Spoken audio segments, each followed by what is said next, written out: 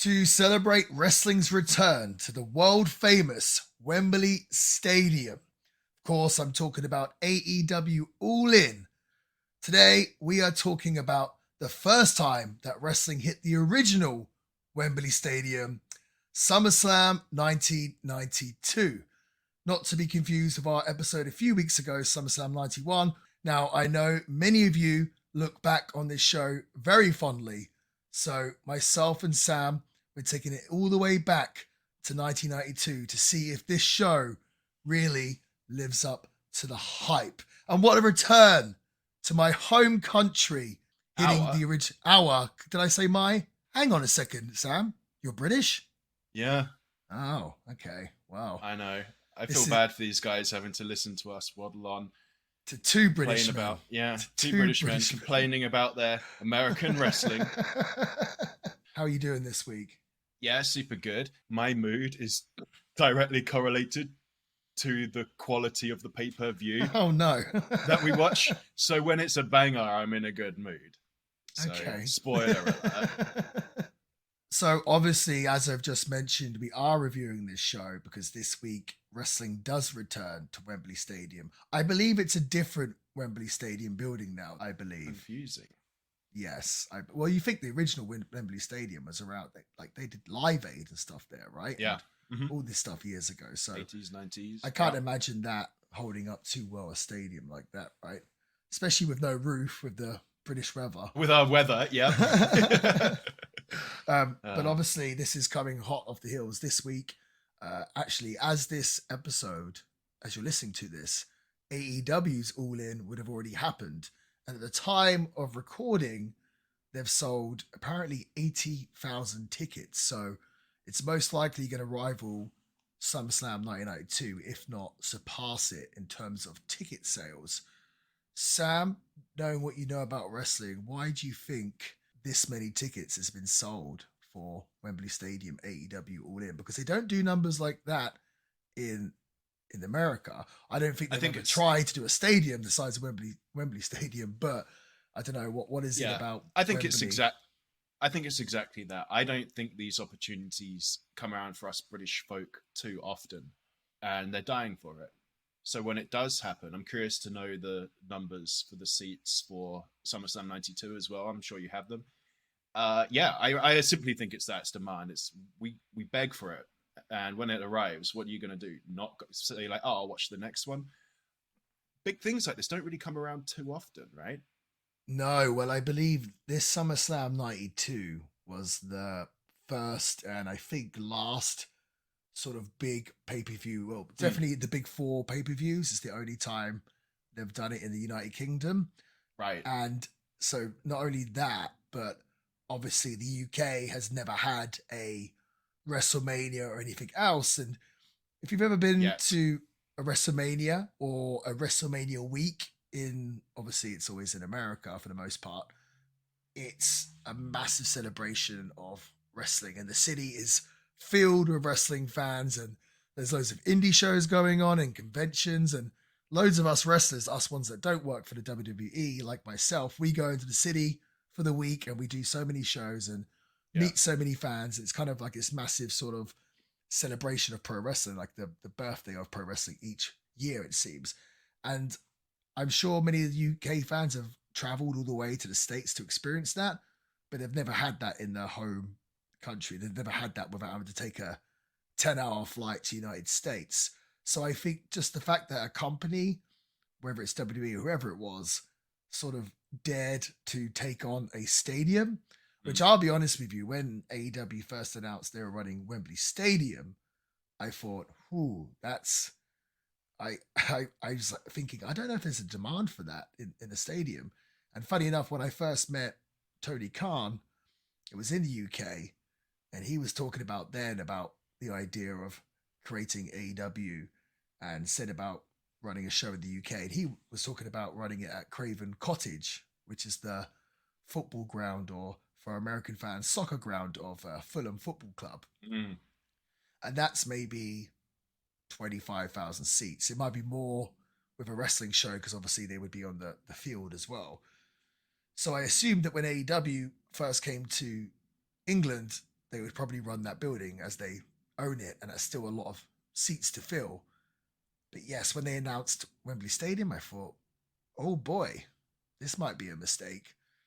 But I guess I was proven wrong, and I'm happy to admit that. And I do think that's the case. I think it's the fact that there is a massive wrestling audience in the UK. It seems like there always has been. I mean, you take it all the way back to the World of Sport era, and wrestling was one of the most popular things on the television. Yeah, like everybody, it was a household name, and wrestling was treated. It was. I don't know the list of how popular sports were in the UK, but wrestling was up there. Obviously, football always going to be number one, but wrestling was up there. It might have been number two at some points. Yeah. There's always that. I'm not sure if it's true or not, but at least the old wrestling here say that the Big Daddy and Giant Haystacks match did better ratings than the FA Cup final. I'm not sure if that's true, but that was always kind of put out there wrestling all the time. Hearsay. Yeah. Right, maybe we should go back and look. It could be true. Who knows? Because it was a big deal back then. But I think that the fans, the wrestling fans, saw the fact that they are being treated to a stadium show, and they realize, okay, we need to go out and we need to support it, and we need to show that we are a country worth coming to. And even if it's a case of the wrestling fans are desperate for a WrestleMania, and it's kind of like, well, if this company's doing a stadium and we don't turn up, we're never going to get any other big shows ever again. So we need to go and support this. So, and again, I'm not taking anything away from AEW. I'm not saying like, oh, it's just because they're doing a stadium, but I think it's very clever, and I think it's great sort of marketing, and I think they're probably very happy with themselves for being the first ones to step in, because I don't want to take it away from AEW, but I feel as if WWE ran a big stadium show and they made it an actual big show like a SummerSlam or of course a WrestleMania, I'm sure they would have done very well as well. But again, AEW is not WWE. This is going to be the biggest audience for an AEW show by far, by a country mile, and they're obviously nowhere near the size as WWE will have the experience. So the fact that it's like a 4-year-old company, or 5 years, I think now, and they're selling out a stadium, I think it's a pretty exciting time for wrestling fans. And we kind of harp on this show, and we never say pro wrestling is dead, but we're obviously celebrating the past. But it's obviously doing something right in this day and age. I don't think we can really argue with that with these numbers in front of us. Right? Yeah. So pretty cool though.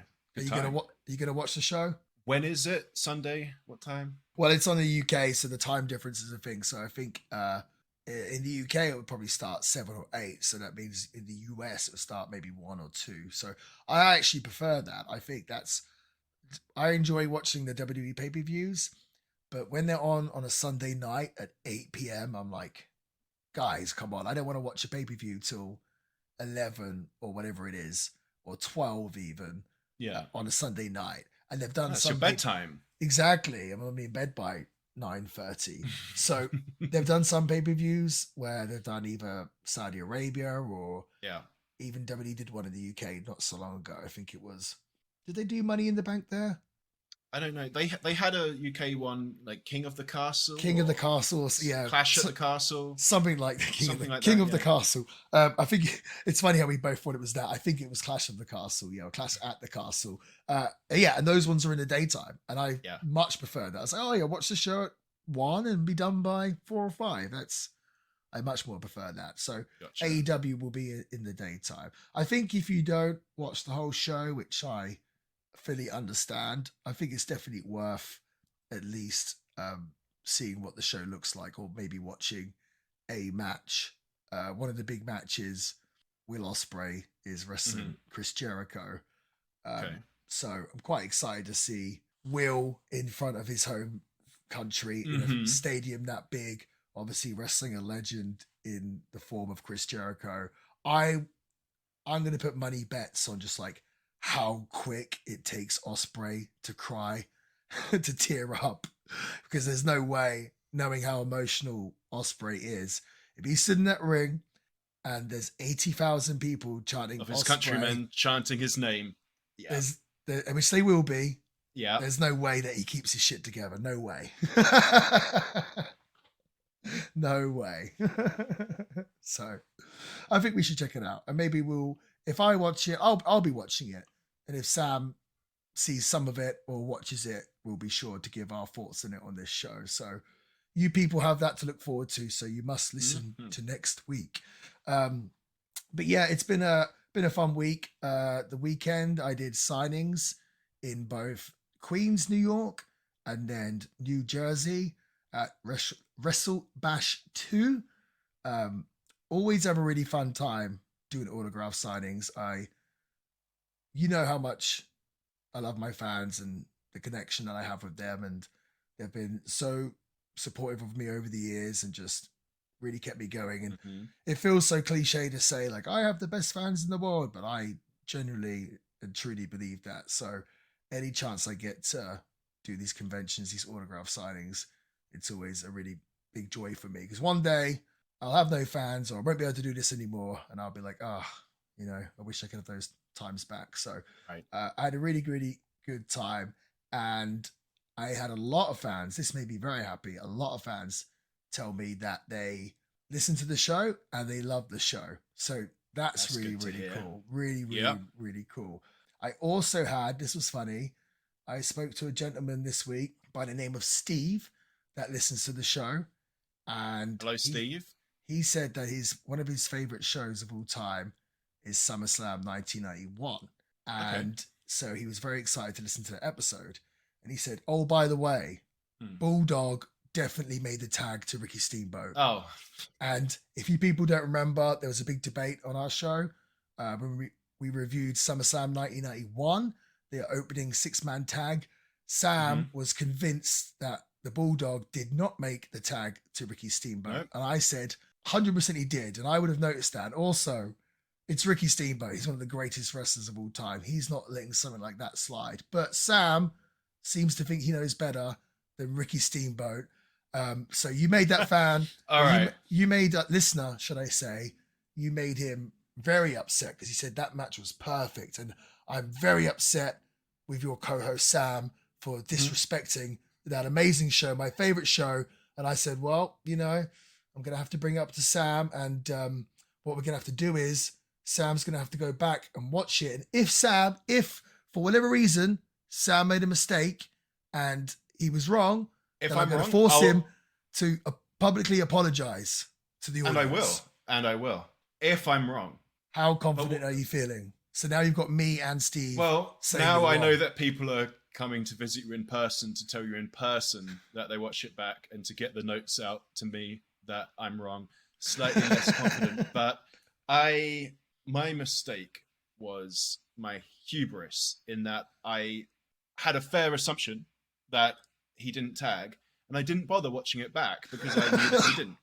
But everyone's saying that they've watched it back, and I feel like I'm the one with the strongest position on this, and also the only one who didn't bother watching it and checking my work before I said this. So, and we don't grade matches individually, but in my head, I did kind of mark it down for that finish, Steve's favorite. So Steve, I'm going to give Steve a personal apology if I am wrong. Sam. Hang on. What do I get? And what if I'm right? What do I get? What do you get? The thrill of being right. Yeah. Well, because everybody gets a groveling apology if I'm wrong. I'll apologize to you if you're correct. Mm-hmm. In fact, I'll give you $1 million if you're correct, because I know that you're definitely not. Did you watch it back? I have not. Oh, but I might do. See, this is what gets you. Don't say things like that, because this is what gets you in trouble. Well, Sam, I'm so confident and not watching something back. I'm going to watch it, and I'll record myself watching it. How about that? That sounds good. One long take. Your only job in life is to review wrestling shows. How can you be getting something like this wrong? Also, are you admitting that you go out there and put opinions out in the world through the interweb without fact checking? Well, I wouldn't be the first and only one, would I? Seems like what you're supposed to do nowadays. What's funny is I've gone back and rewatched things that I don't have half of much conviction in. So I told you last week I looked back based on the feedback on the Mike Awesome match. Yes. I bothered to look back in that. I didn't really have any stock in that, but I did.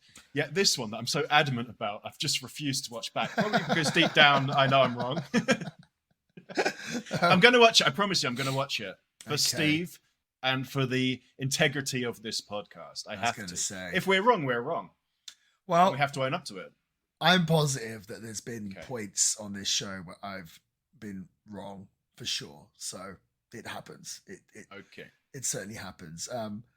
So moving on, at the timing of this pod, recording this pod, literally just like 10 minutes before we jumped on, just got the news that one of the all-time greats and legends, which, by the way, that phrase gets thrown around all the time. Willy-nilly. But this is just 100%, couldn't be more accurate. Right. Unfortunately, we just received the news of the passing of Terry Funk.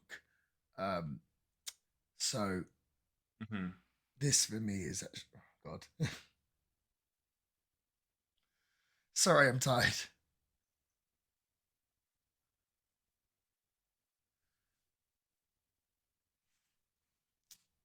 Terry Funk is like one of my all-time favorite wrestlers, and I'm actually wearing a Terry Funk t-shirt right now, which you've probably seen me worn 100 times because I wear it all the time.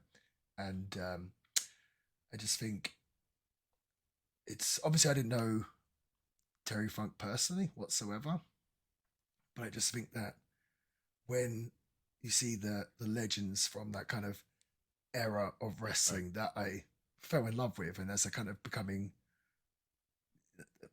leaving this life, it just seems like so sad that kind of era is kind of, what's the word I'm looking coming for? To a close. It is. It's like just in front of your eyes. Yeah. It is. And I just think it's so sad that kind of, again, like that era of wrestling is like my passion, like my true love, and the biggest fan of. So just the idea that like the wrestlers from that generation aren't around anymore just seems so upsetting, and just everything else. And I know Terry Funk had been sort of struggling with his health for at least a few years, but it still seems to come out of the blue here, like Terry Funk's died. It's like so sad.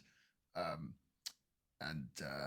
mean, I just did a post actually on my Instagram, but I do have a slightly funny Terry Funk story. Terry Funk was doing a show in the UK. I believe it was at the Coventry Skydome, and this would have been around 2003, I want to say. And I essentially snuck into the show. I would have been maybe 13 or 14 years old. I think I had tickets for the show, but I still just snuck in the building like in the daytime. I just claimed, I used to do this fairly regularly to beat wrestlers, just claim that I'm part of the ring crew, or say I'm selling programs or something, and just go in. It might be different in this day and age. I don't know if you could do that, but that's what I did. And I saw Terry Funk and his wife, so I went up to them and just started hanging out and talking to Terry Funk, and he was so kind, and his wife was so nice. And I remember trying to buy a t-shirt of Terry Funk from him, and I think all he had was like a size double XL, which at the time I was a small, if that, and I took the double XL from him anyway, and I got him to sign it, and on it I think he wrote either your friend, or it might have even been your pal Terry Funk. And I just remember at the time thinking, I'm friends with Terry Funk. He said it. It's there in writing. So that was really awesome. I think every other wrestler ignored me, but the one wrestler that spoke to me was the biggest legend possible on that show. So obviously that sort of screams the type of personality that Terry Funk had.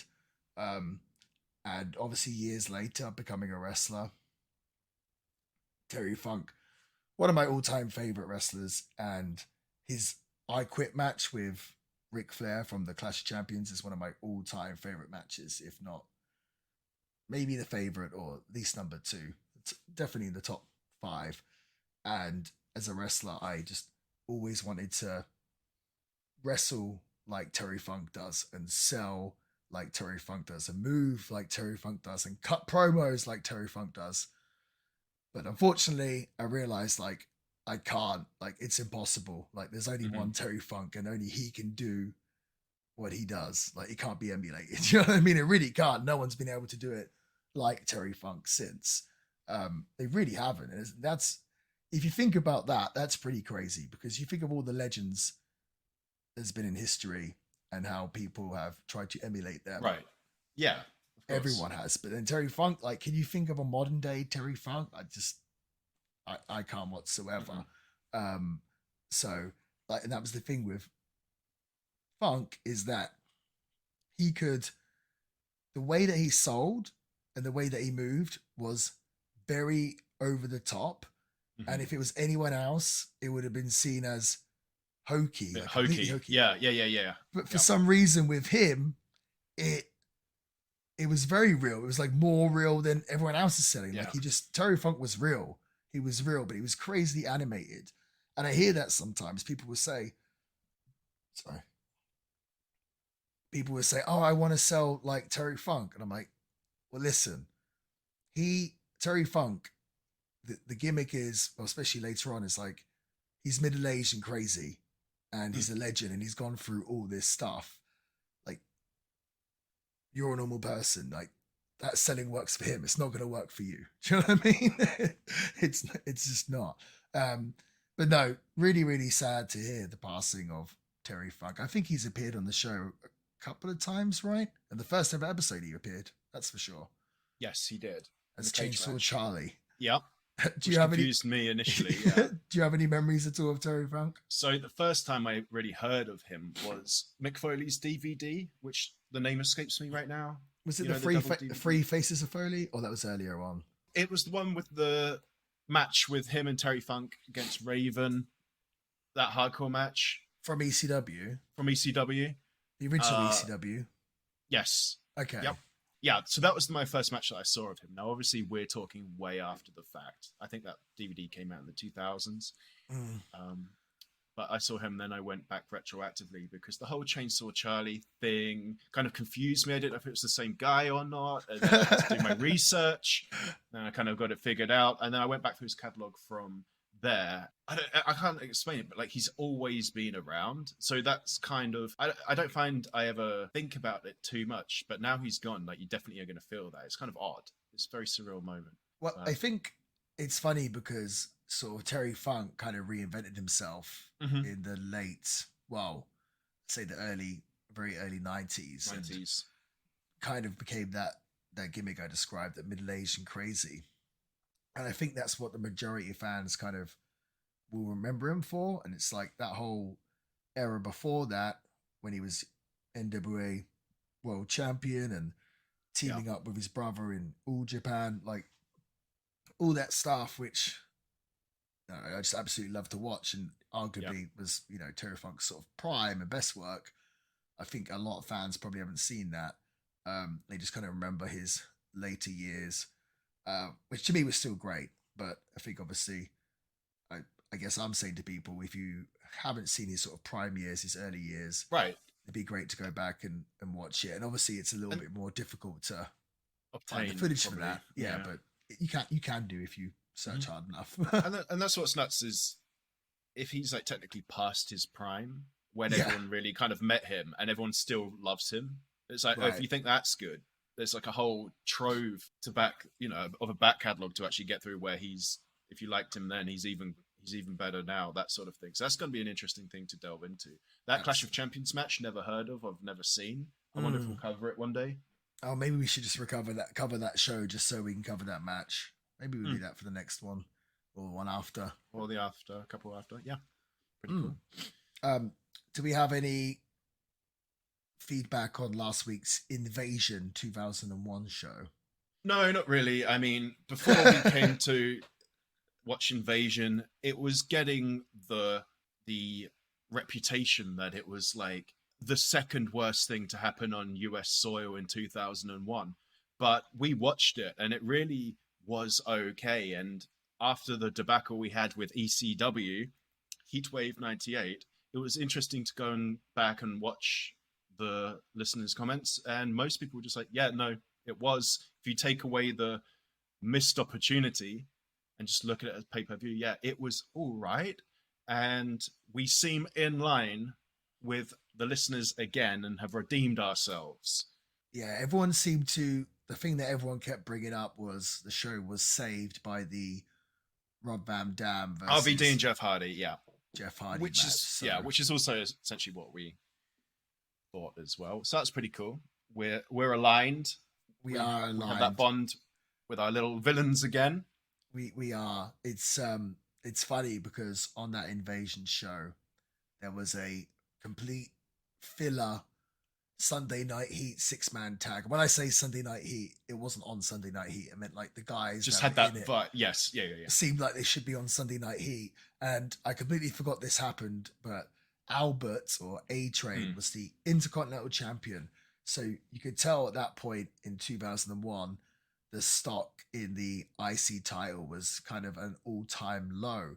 But this show today, compare it to today's show. You know, we're taking it back to when the IC title meant something. So I guess we should probably get on with the show, unless you have any more housekeeping, Sam. Let's get right to it. First question, Sam. I assume this is the first time you've ever seen this show. Yep, this is the first time I've seen it. This is now the second earliest SummerSlam I've ever seen. Okay. I saw 94 before we started doing the pod. We saw 91 a few weeks ago. Now we're on 92. You said for All In they're at 80,000. Correct. And they're rivaling SummerSlam 92. Do you have the seats for that? I do. Did you not count the audience members whilst you were watching? So I did. That's your job, Sam. You got one job to do. Well, hang on. Count the people in the seats. Hang on a minute. This is SD footage blown up and it gets a little blurry. The moment we start covering mid-2000s stuff, I'll do it by hand. Well, I do have the audience number here. I mean, I was going to get into that. I was going to give a little background on the show first. Oh yeah, no, please. But I guess my second question to you, I know you have not watched it, but before I told you, okay, Sam, we're reviewing SummerSlam 92 this week. Had you heard of this show or anything else? Well, as I watched 91 and I've watched 94, I assumed there was a SummerSlam 92 somewhere. Well, I know that. But as for what's on the card, no. You didn't realize almost entirely You didn't realize that the WWF did Wembley Stadium and Bulldog wrestled Brett. Okay. Nope. Wow. None of it. It was all completely new. Oh wow. Well, this is all new territory to you. You probably new. wondered why I suggested we're doing another SummerSlam, but obviously explained to you we're doing a tie-in with wrestling returning to Wembley Stadium. So, basically, with SummerSlam 1992, it's in the summer of 1992, August 29th to be more specific. There we go. I'm working on it. So originally this show was supposed to be in Landover, Maryland. But at the time, it's 1992. Business was pretty down for the WWF at least in North America. They were going through the steroid scandal, which I'm sure you've heard about. There was also, I want to say, the Ring Boy scandal, and business was really quite down for the WWF at the time. This is sort of post Hogan era. Everything else, they'd hit their heights in the mid to late 80s, and now wrestling is kind of going down in North America. This would be the start of the dip. Well, arguably the previous year or even two, kind of that massive dip in the WWF's business until we kind of pick back up to the Attitude Era. But it always seems like the UK, or maybe Europe as a whole, always seems to be kind of a few years behind the United States. And I mean that in a good way here, because even though business was really down for the WWF in America, it was really, really up in the United Kingdom and Europe. WWF were doing really, really good business in Europe, and they'd done previous tours and previous shows in the UK and done amazing business. So I believe the promoters of this show, I I want to say Martin and Harvey Goldsmith. They had some connection with Cyndi Lauper, who I think put them in touch with WWF, and basically they end up flying to Connecticut, having a meeting with Vince, and convince them to bring wrestling to Wembley Stadium. And like I said previously, Wembley Stadium had been sort of reserved for talents like Elton John and the Rolling Stones, and like the World Cup final, I think, or at least FA Cup finals and everything else. So pretty crazy when you think WWF's business going down in the States, and then, okay, we're going to go do a stadium. But that was the idea. I guess the reservations of the WWF wanting to run a pay-per-view in the UK, and probably still to this day, is obviously the time difference. So the UK is, what is it, 5 hours ahead of Eastern time and 8 hours ahead. No. Yeah. Is that right? Yeah, 5 and 8. Yep. So 8 hours ahead of Pacific time. Yeah. So this was actually, they filmed this, I want to say, on a Saturday night, but it didn't air. It aired on tape delay on Monday. So yeah, I think the WWF obviously sees that having pay-per-views not live and taped is going to hurt their sales, which with this it arguably did. But for whatever reason, I can never get my head around how, well, I guess I should get into the numbers first. So the attendance for this show has always been disputed. So the figure that is written down, or at least they put out, is 80,355. But there's arguments for more than that, and there's arguments for maybe less, or maybe there's not arguments for less. But basically, WWF always tried to make out that their largest attendance was WrestleMania 3, I want to say, where they suggested that they had 93,000 or whatnot. But that's facts that number was inflated. But it seems like they wanted to make that their biggest attendance rather than this Wembley Stadium show. So it's all a bit confusing. But either way... Oh, so there's possibility that they downplay the numbers of SummerSlam to possibly make WrestleMania look better? Yeah, or at least they made the WrestleMania one super inflated. I'm not sure. Right. But Okay. for the longest time, people believe that this was the highest attended WWF show in history. It's only really been beaten in the last sort of, I'd have to look at the things, but the last sort of 5, 6, 7, 8 years, when the WWE have done these massive stadium shows for WrestleMania. But this would still be in the top sort of 5 or 10 highly attended WWE shows in the last, well, forever. So yeah, pretty big business. And I could never really seem to get my head around how, because at the time the WWF was on Sky Sports, and yes, I don't know about you, I was a poor kid. I did not have Sky Sports. Yeah, we didn't have, no way. Right. I felt like only the rich kids had Sky Sports. I remember, so I remember I used to get wrestling knowledge through secondhand accounts in school. I think I've told this story before, to the point where I got so confused between what I've been hearing about games that we couldn't afford and wrestling that Sky Sports we couldn't afford, to the point where I thought that Undertaker's brother was Johnny Cage oh, dear. from Mortal Kombat, because it sounds like Kane. Okay. That's how poor we were. That's how poor we were. You're so poor, like your rich friends play the video games and they just come, like your entertainment is them telling you about the game. Yeah, basically, yeah. So yeah, a crazy number. And obviously when the open of the show, it looks absolutely incredible. Yeah. The buy rate for this show, do you want to guess the buy rate? I love doing this. I never, so the last SummerSlam was, I can't remember what you said. I think it was north of 400 or something. Correct. Yeah. Just I'm over going to say this I think it was like 40. I think it was 405. Okay. I'm going to say this was less, but slightly less. So I'm maybe 300's too small. I reckon 350 I'm going to go for. So it was kind of considerably down, actually. The buys for this show were 280,000. So like I said, business was down. So it's 125,000 down from previous year, but what we've got to bear in mind is that the business was down for WWF. They were going through a lot of sort of scandal at the time. It seemed like in the States that maybe the whole WWF thing was a like a craze or a phase, if that makes sense. Yeah, like a fad that's a one. fad, much like I always compare it to like the Backstreet Boys or NSYNC. I mean, I think at least the Backstreet Boys, I think they might still be around, but obviously they had a peak 3 or 4 years, A good solid 5 years, or and then 5 years when they were the biggest things on the world, and then they, have a shelf life. Yeah, it's to be expected, I guess, because wrestling is at the end of the day entertainment, and that's what they say, not me. But so business was down, and also I don't know how much of a factor the fact that this was pre-taped as well, and everything I'm reading says that it aired in the States on a Monday, which seems a little odd as well. That might have hurt the pay-per-view buy rates as opposed to a weekend. right. So, but at the same time, when do we release the podcasts? what do you mean?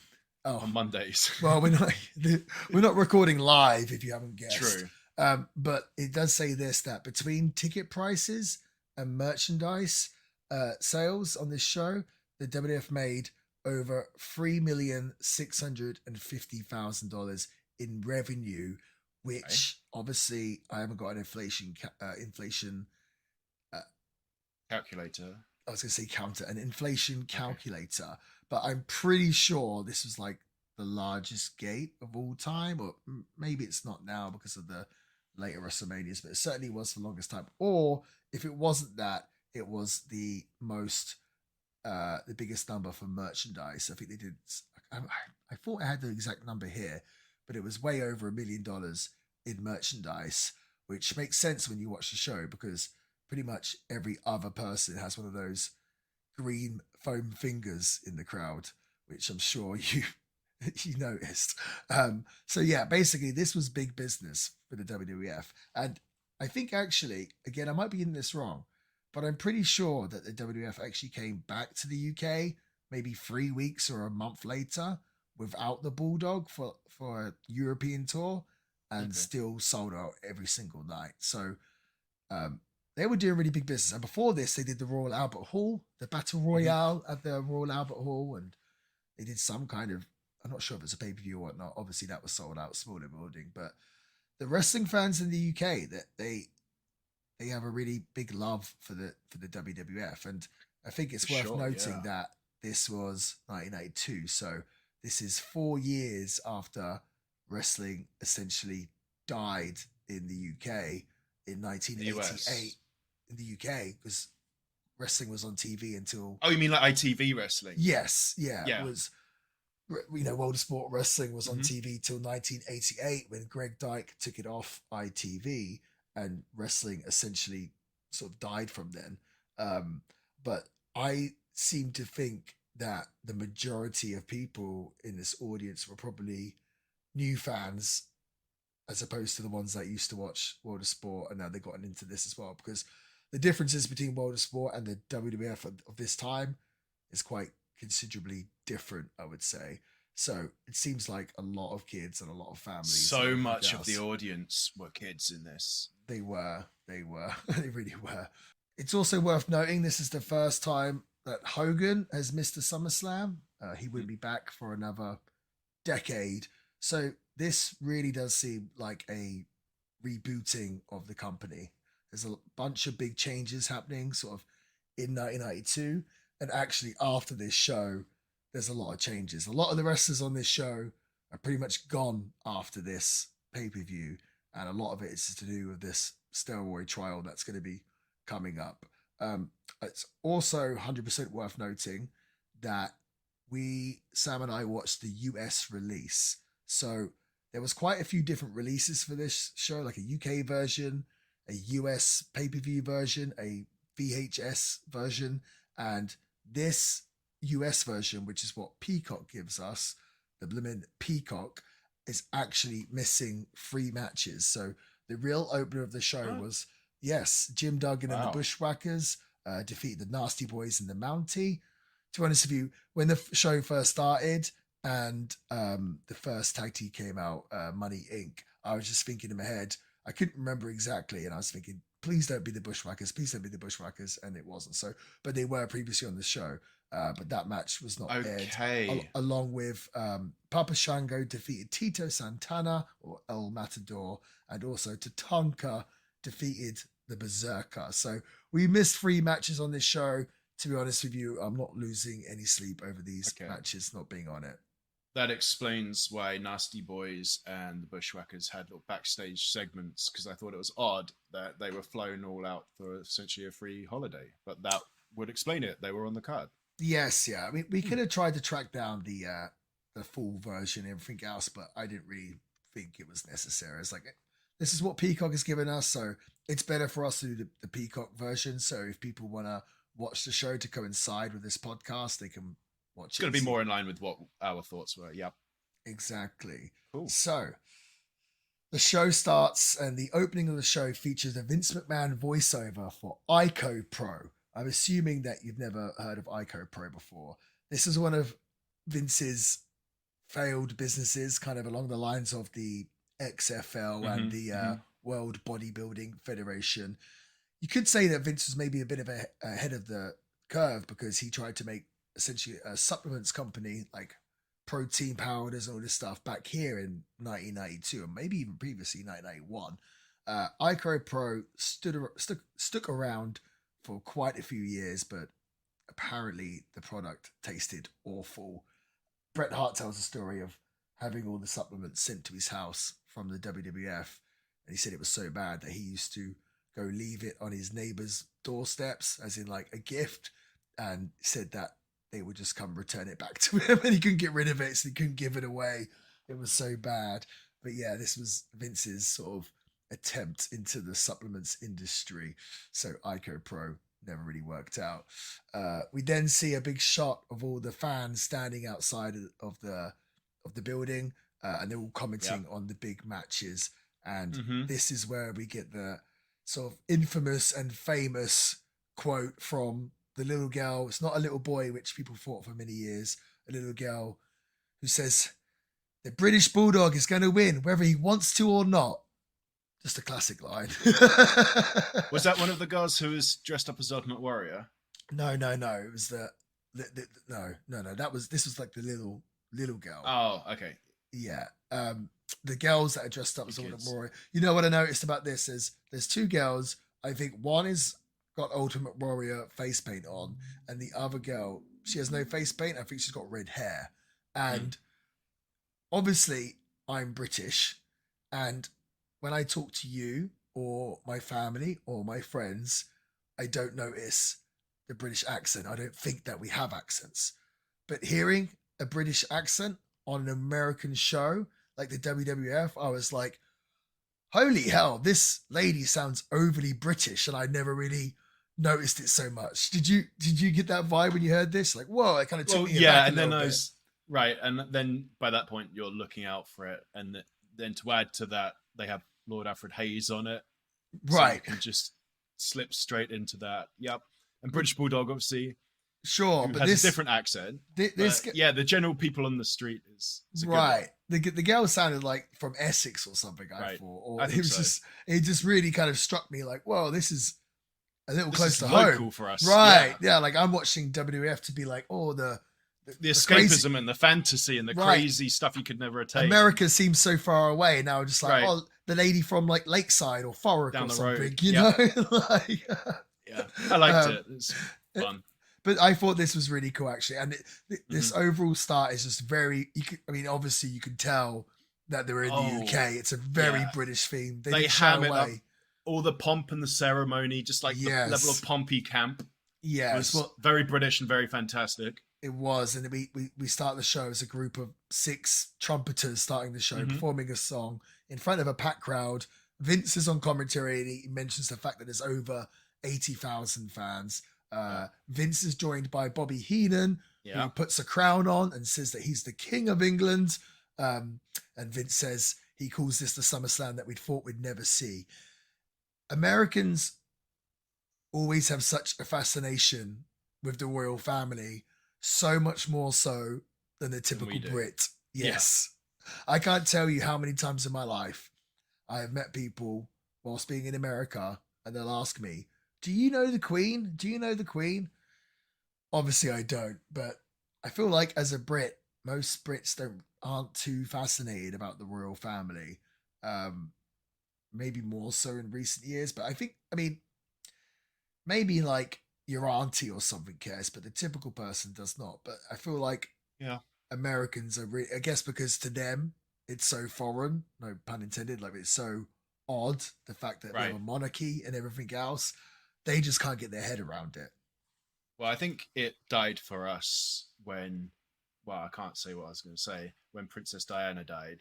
For us, but but the royals have always been like your grandma's fascination. But for Mm-hmm. our parents' era, I think it died when Princess Diana died. And now it's having a sort of resurgence, but I think Right, that's why. it is.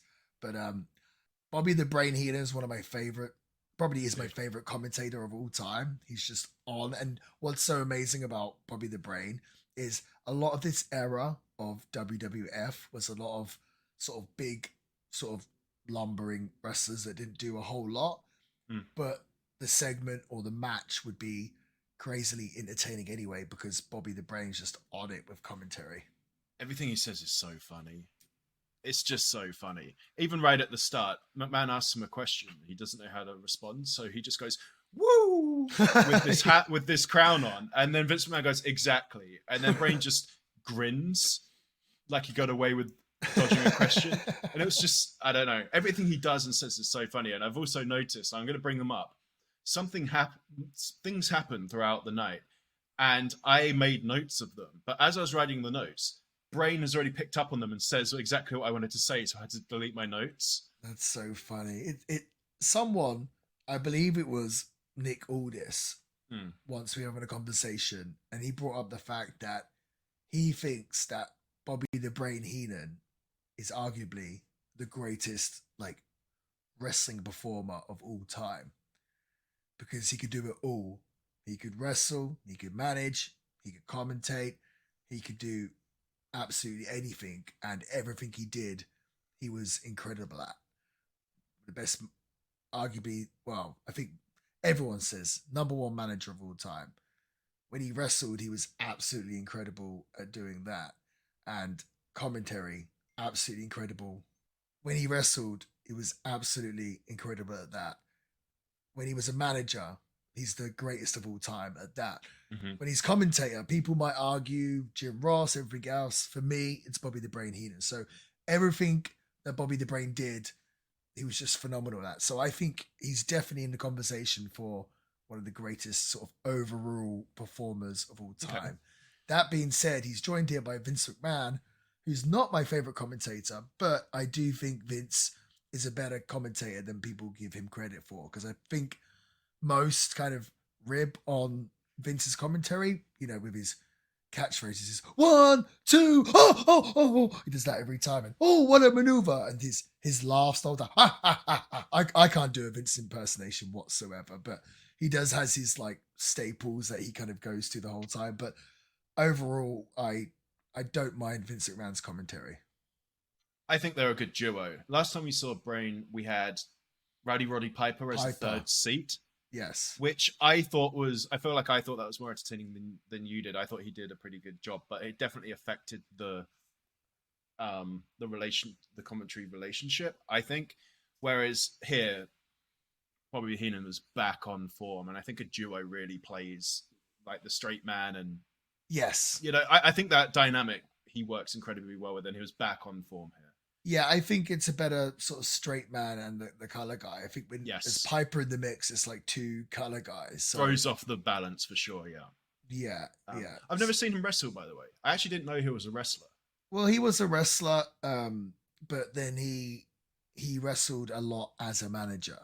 He would have these weasel matches or weasel where he'd lose and have to be dressed as a weasel and everything else.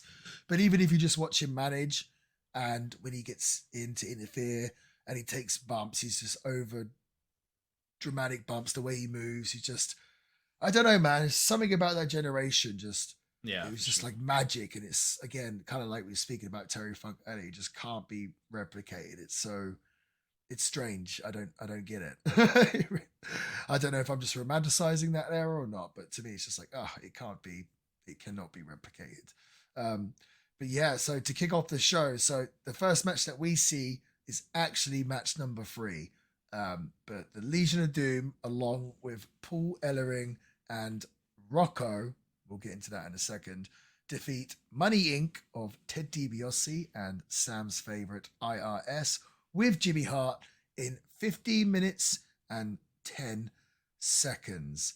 Now, I think when people think of a SummerSlam 1992, they obviously think of the Brett and Bulldog match, the main event for the IC Hmm. Championship. I think maybe they think of the Undertaker's entrance with the hearse, which we'll get into in a little bit.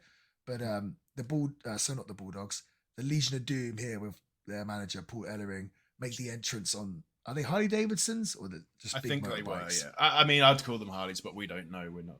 But yeah, We're not bike guys. choppers. Yeah, yeah. But they make their way to the ring on these bikes, and to be honest with you, I don't blame them because the entranceway Was the longest thing you've ever seen.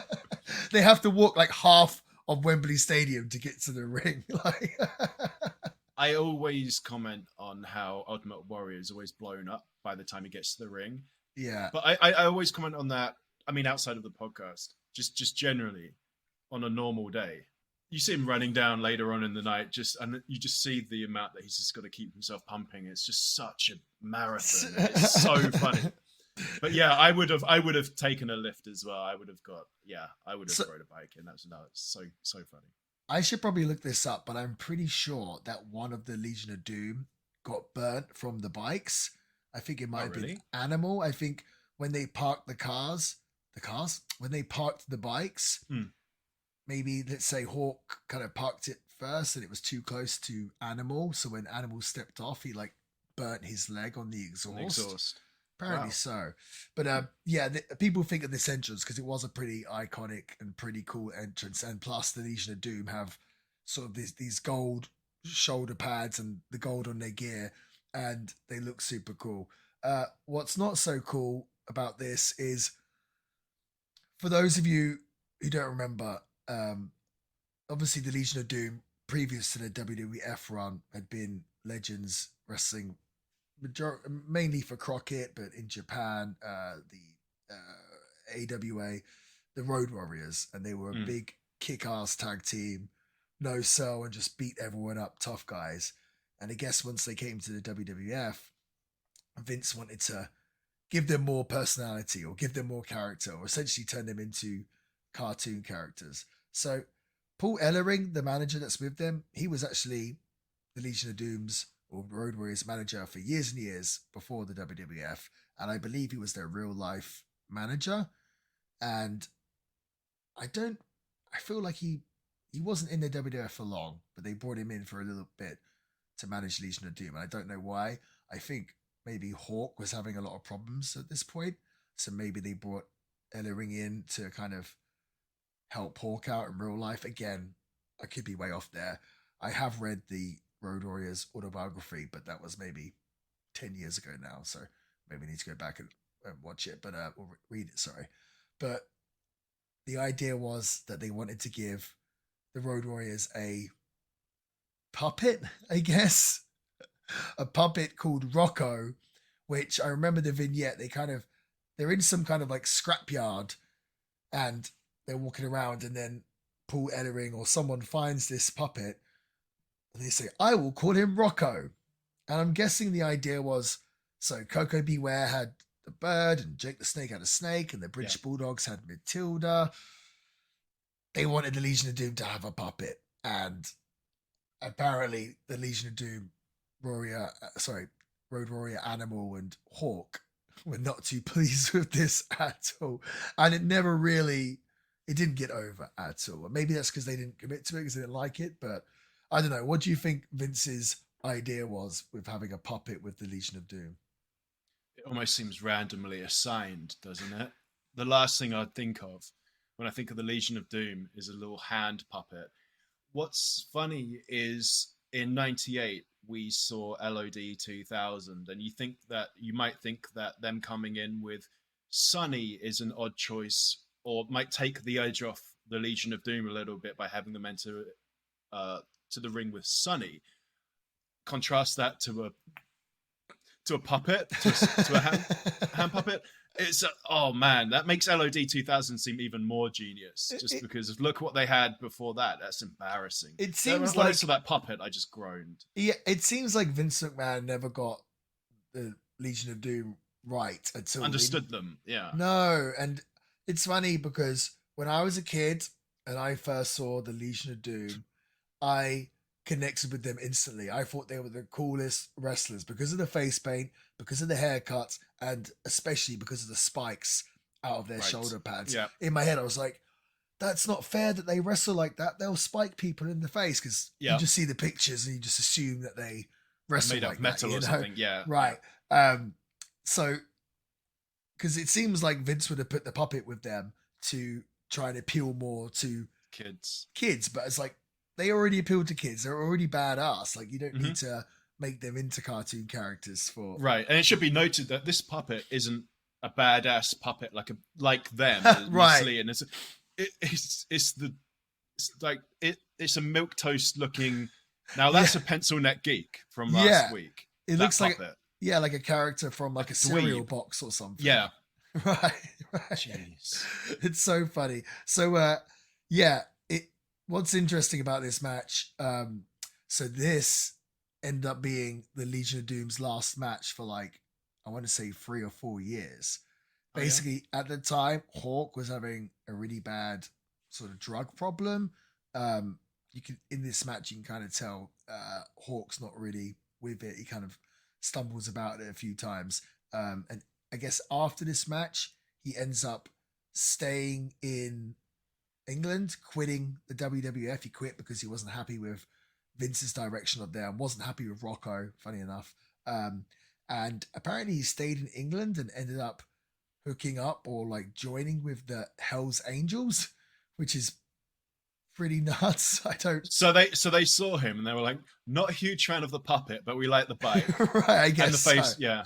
Okay. I guess so. But yeah, so this ended up being the end of the Road Warriors until I want to say 4 years later in WCW when they returned. And I think both of them just went on. Hawk did a lot of single stuff and would work independents mainly.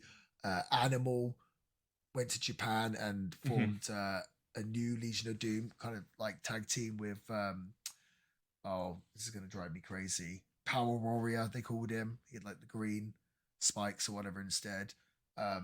So yeah, this was. There's a lot of this on the show. Yeah, there's a lot of this kind of like last time you see guys. But anyway, as for the match, obviously we're getting towards the end of Ted DiBiase's career.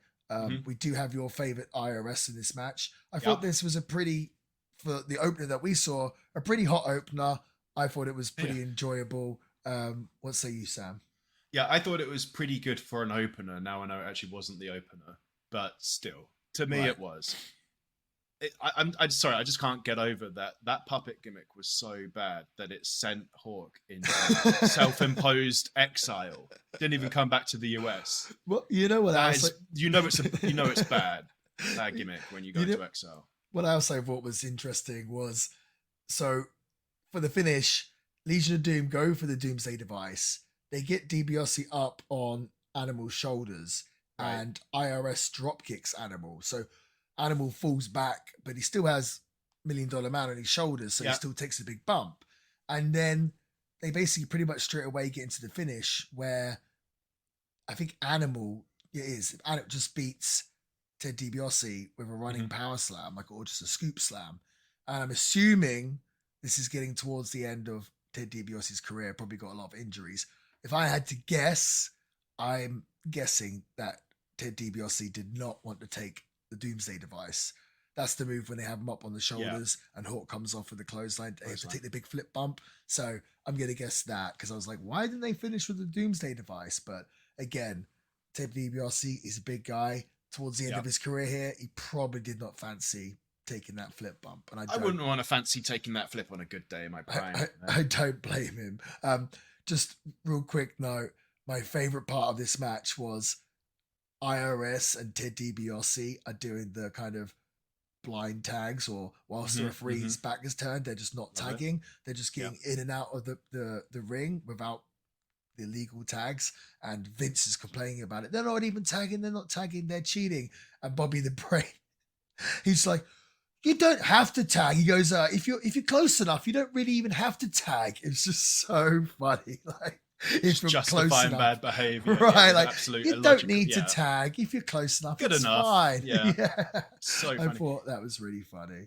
Iris comes in, grabs the mic from Howard Finkel, I think it was, and immediately tells the crowd if they paid their fair share, because that's what he does, right? When he's not just lumbering, slowly meandering around the ring and putting people in a rest hold and sweating. He's telling people that they should pay their fair share.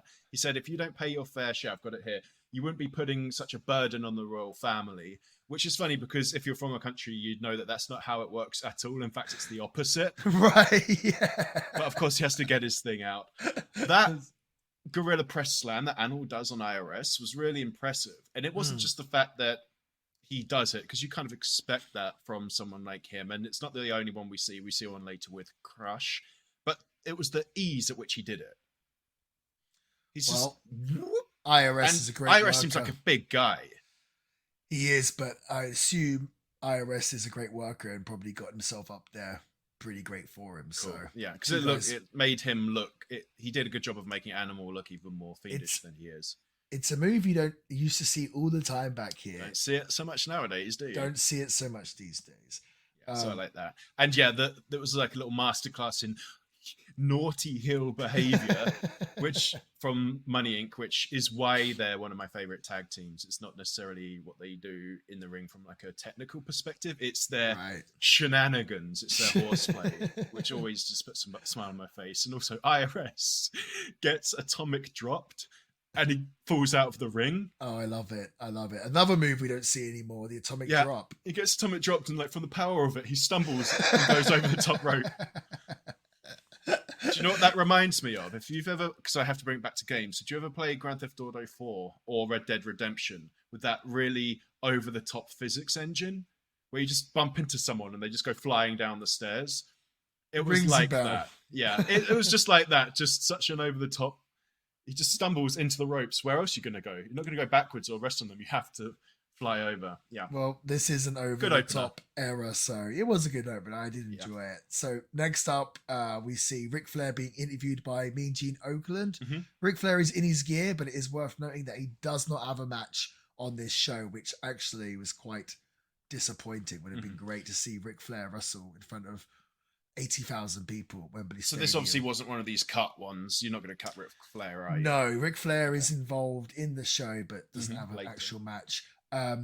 Even though Flair does say that he's ready for any kind of a match, but the story here and the sort of thread throughout the show is that Mr. Perfect has claimed that he's going to be in the corner for someone in the World Championship match, which is going on tonight between the Macho Man, Randy Savage, and the Ultimate Warrior. Mr. Perfect claims he's going to be in the corner of one of the guys, but he's not going to tell us who. So that's kind of the story throughout the night, like who has sold out to Mr. Perfect. And maybe it was none of them after all, but we'll see. But here, Mean Gene Okerlund is trying to ask Flair whose corner is Mr. Perfect on, or whose side is he on? Because at the time, Mr. Perfect was essentially Ric Flair's manager. Mr. Perfect had retired from in-ring action because of his Lloyd's of London insurance deal. But yeah, Ric Flair doesn't give him an answer. But it was nice to see Ric Flair do his thing anyway. One of the greatest promo guys of all time being Ric Flair, moving on to a promo with Virgil. He has an upcoming match with Nails, and Virgil tells us that he is too legit to quit. Now, I thought this was kind of funny because I thought to myself, that's really strange that they gave Virgil a promo before essentially a squash match. But then I thought about it. I thought, actually, I quite like that. That's actually kind of, because when a squash happens now in wrestling, we know instantly it's a squash match. But here it's kind of like, oh, it's the guy that's been squashed. Let's build him up a little bit, give him a little bit of a profile piece, give him a promo. Oh, to keep people guessing, yeah. And then he gets squashed. It's like, Yeah. oh, we actually kind of cared about him. Like, he told us he was too legit to quit. Then he lost. So right, yeah. But I kind of he really needed to blow his nose. He did. He did. But we spoke about Virgil in a few weeks ago, and so we don't really need to get into Virgil. But I guess I should get into this next match. Nails defeated Virgil in 3 minutes and 55 seconds. So Nails, he was only in the WWF for a short period. He was basically brought in to be an opponent for the Big Boss Man. Obviously, the idea being that he was cops and robbers. Yeah, he was one. Okay. He was in the Big Boss Man was what's the correct term? Jail guard, or he worked in the prison, and Nails was a prisoner, and he claimed that Big Boss Man had bullied him and everything else in jail, so he's coming back for revenge. In reality, Nails' real name, I believe, was Kevin Kelly, not the announcer that years later. Different guy, obviously. This match, Nails was pretty damn terrible in the ring. He only seems to know one move, and that is choke. He just, everything he does goes back to choking. At one point, pretty much the only offense Virgil gets in, he tries to roll Nails up, and Nails doesn't even stay down for like a split second. He kind of, it's almost like Nails didn't want him to take him down, and Virgil took him down. He just literally instantly pops back up and starts choking Virgil again. So this was a pretty big sort of dud match. But why this match is actually kind of infamous, I don't know if you know this story. So I'm not sure how long later, but so the way it works at WWF is they do these big pay-per-views, and then months and months later, the wrestlers get a payoff from the pay-per-view.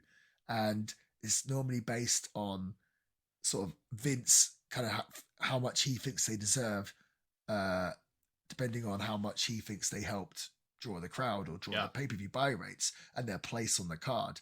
Anyway, Nails wasn't happy with his payoff for this show, SummerSlam 92. He got his SummerSlam 1992 check and he was not happy.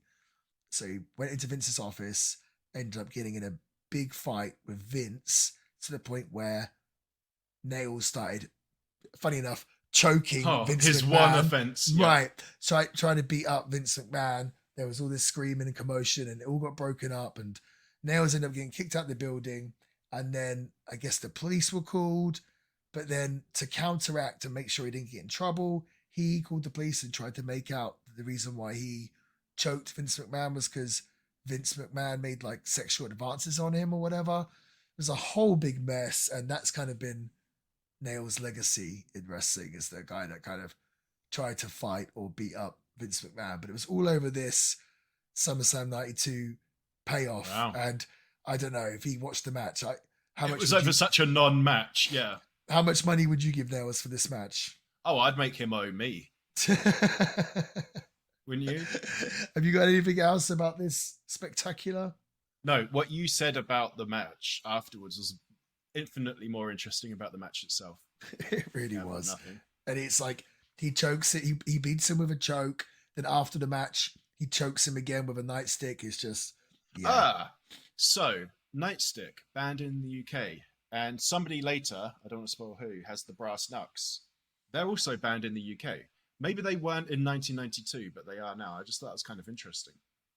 Maybe WWE bringing illegal prop weapons into the country. Maybe because it's for a show they're okay. I don't know. Yeah, maybe. So next up, there was a shot backstage of Lord Alfred Hayes, a fellow Britishman, standing outside. He's all over the show. He's standing outside Randy Savage's locker room, and he's looking for the whereabouts of Mr. Perfect. Then we see Sensational Sherry being interviewed by Mean Gene Oakland. She's the manager of Shawn Michaels. And then Mean Gene then narrated some clips to show the build-up of Shawn Michaels versus Rick Martel.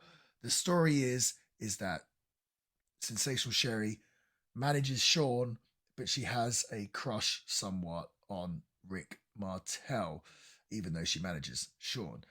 Sherry did a promo saying that both men have to agree not to hit each other in the face. So this is a heel versus heel match, and we get into it. Shawn Michaels with Sensational Sherry defeats Rick Martel. Oh, actually, I stand corrected.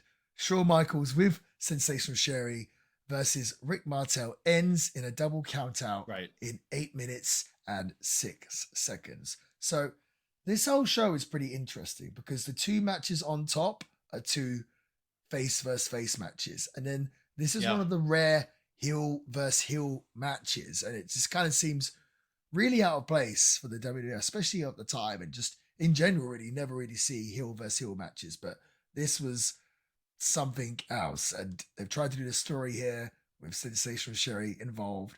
And then they've kind of put a hat on a hat because they've done the stipulation where you can't punch each other in the face. Yeah, interesting. What do you think of this, Sam? Yeah, good match. Guess what the first thing I noticed was? Was it Rick Martel's Wimbledon outfit? Because I thought that was I incredible. Absolutely I incredible. I actually did like that. And Brain says he'll be broken at love, which is a nice little double play. Absolutely. Because he may or may not be winning Sherry's affections. No, I thought that Sherry, what she was wearing was quite risque for the UK in 1992. It seemed very risque for the WWF in 1992. Yeah, I was actually surprised by that. And you know what else? She, like, on Shawn Michaels' entrance, she, like, strips down his chaps, but she gets, like, on her knees. Oh, on her knees. Yeah, very risque, I thought. Very. To a room. It's not a room. To an arena full of children, but a stadium, yeah. Stadium. But yeah, we've talked about the model separately. I don't think we've ever talked about or watched a match together about him. I really like him. The fact that his gimmick is that he's a complete tosser is what's funny is, like you said, this is heel versus heel. Being a complete tosser was being a heel back then. If he was around nowadays, he would just be your average reality TV guy, like from Vanderpump Rules or Jersey Shore or something. But here, he's a bad guy. I do like him, though. He didn't look or act as good as he did in my head, because it's been years since I've seen him, but I still really like him. Well, I think here, because it was a heel versus heel match, someone kind of has to lean the more babyface way, really, just for the match to kind of flow. And here I felt like, I don't know if you agree with me, but I felt like Rick Martel leaned more babyface and Shawn Michaels was more of the heel. That being said, at the end, sorry, go on.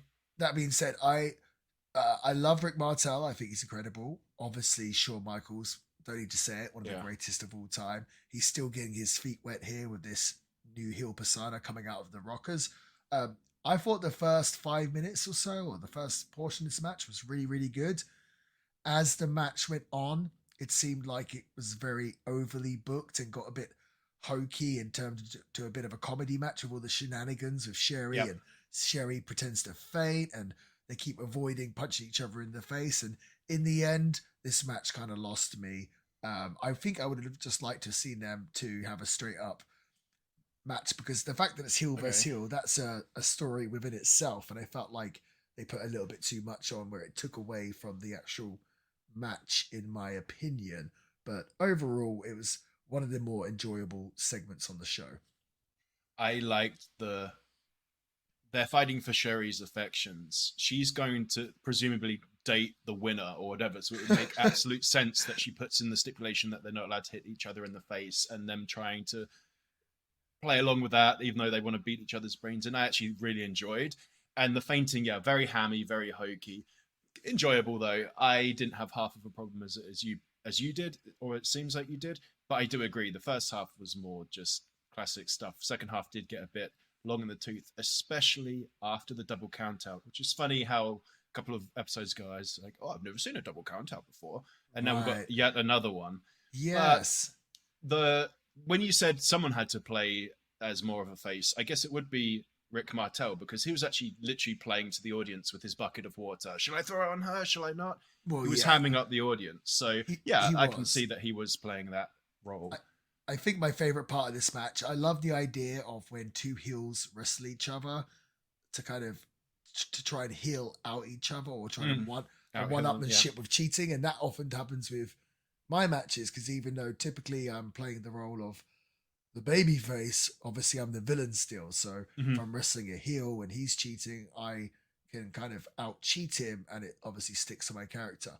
But here they do I forget what it's called, if it's like a Oklahoma roll or something like that, but they keep pulling each other's tights, where it's like he pulls his tights, Yeah, he pulls his tights. They keep mooning the crowd as well, like butts are getting out. So yeah, this is a pretty risque. Yeah, there were so many butts in this match. There's a lot of butts in this match. And speaking of butts, we see the Nasty Boys being interviewed by Sean Mooney in the locker room with their manager, Jimmy Hart. And they complain that they don't have a title shot. And obviously, we don't see them on this show because they were in one of the matches that did not make the cut for the US version. I think we discussed it before.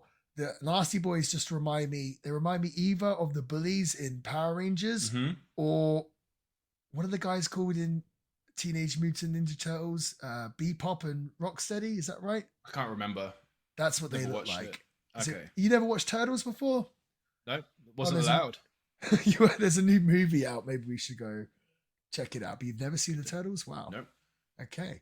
Well, but yeah, Bulk and Skull from Power Bulk and Skull. There we go. They when you see the Nasty Boys, they are just kind of like nasty boys. Nasty, aren't they? They're gross. Big, like their big faces, like such big faces, and missing teeth, and sweaty, and horrible hair, and just like horrible haircut. Yeah. I love it. I think they're fantastic. Yeah. So next up, we have a World Tag Team Championship match. The Natural Disasters, Earthquake and Typhoon, defeat the Beverly Brothers with the Genius in 10 minutes and 30 seconds. I'm convinced this is the biggest pop that the Natural Disasters have ever had. For whatever reason, like, it wasn't that they weren't over, but they weren't massive stars within the WWF. Here, they get a humongous reaction. And in my head, I'm thinking, either the audience thinks that this is Big Daddy and Giant Haystacks. Or just the UK just loves a fat man wrestler. A big fat guy, in a singlet and a mullet. It seems that way because they get a massive reaction here. And when they defeat the Beverly Brothers, when Earthquake goes for the Earthquake Splash and he's jumping up and down to signify it, crowd is going nuts. They think it's the greatest thing. This is the most over them two as a tag team has ever been. Yeah. Can't say the same for the Beverly Brothers, but me personally, I'm a big fan of them. I really enjoy their work. I think they were very animated. They took a lot of great bumps. I thought they were perfect heels.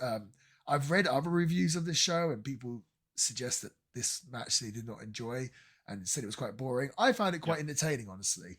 Okay. I found it pretty boring. Oh, okay. Was the crowd a big factor for you? Just the crowd being super into it, I think, and the Beverly Brothers being very animated and taking these big bumps for the big fat men. I found it pretty enjoyable. Obviously, tag team matches, I was thinking about this during watching this. They always follow that sort of same formula of you take the heat on the one babyface until he makes a hot tag and a big comeback to his tag team partner. And it kind of got me wondering, like, that's been the formula for like every tag match of all time. And it seems like, and obviously it works, but it's like you would have thought there'd be other formulas to it, but that always seems to be the thing. But no, it's interesting here. I think the Natural Disasters, I kind of forgot that they had a tag team championship run. I feel like Earthquake is a much better performer than Typhoon. And it's always remarkable to see Earthquake. And here, when we saw him last, was it SummerSlam 91? And he was like in his late 20s. So obviously 27. He's a year older here and he looks sort of in his mid 40s, which I always find pretty remarkable. But no, the thing that I have most about this match is just how over the Natural Disasters were. Yeah. Do you want to hear something interesting about the Beverly Brothers? Go on. Okay. Well, I'll let you know once we found something. No, I've never seen them before. Found the whole thing pretty boring. I'm gonna be the general consensus guy playing it safe. I agree with. You said you've never seen them before. Do you not see the video I put up on our Instagram of them destroying a job guy? Yeah, that was disgusting. They had no chill. Yeah, I remember that. Okay, outside of that, that's the most. Them killing that guy was interesting. To be fair, I don't think there was any chance of them doing that to either Earthquake or Typhoon. I don't think so. Think so. Another tag team, the Bushwhackers we see next being interviewed by Mean Gene, and again, they're not wrestling on this show, for at least, well, we don't get to see them wrestle. Right. And they say they've been invited for dinner by the royal family at Buckingham Palace. So they're really leaning in here to the royal family and everything else. Yeah. They did. I can't stand the Bushwhackers, but they actually made me laugh. One of them, I don't know which one, said, you'll get to sit on the throne. And the other one said, better bring something to read. That was a good joke. That was legit. Yeah, no. So there you go. I will hold my hand up when I'm wrong. That was funny. They are occasionally funny. I find them entertaining, but I don't really want to watch them wrestle, at least long matches. Okay. Next up, we see Lord Alfred Hayes outside the Ultimate Warriors dressing room, thinking that Mr. Perfect was in there. Alfred Hayes tries to open the door, but somebody slams the door shut. So he is none the wiser. And I know what you want to say here. What episode was it? An episode? Was it SummerSlam 91 where Bobby the Brain tries to go into Hulk's locker room and they got a terrible... Gets the exact same treatment. Well, the same treatment for a start, but also there was a terrible Hulk sign on the door. It just looked like a bit of photo print. It was. Photocopy paper, the writ Hulk on it. It was terrible. Yep. Here they have it looks like a child's cutout, like an art his project. Emblem, wasn't it? Yeah, of his logo on the door. Yeah, the WWF, for the budget they had, they didn't seem to splash out on signs for doors. It seemed. No, we see a Macho 90s. Man one later. Oh, I didn't know. With the exact, or was it earlier? But there was one. It's the exact same premise.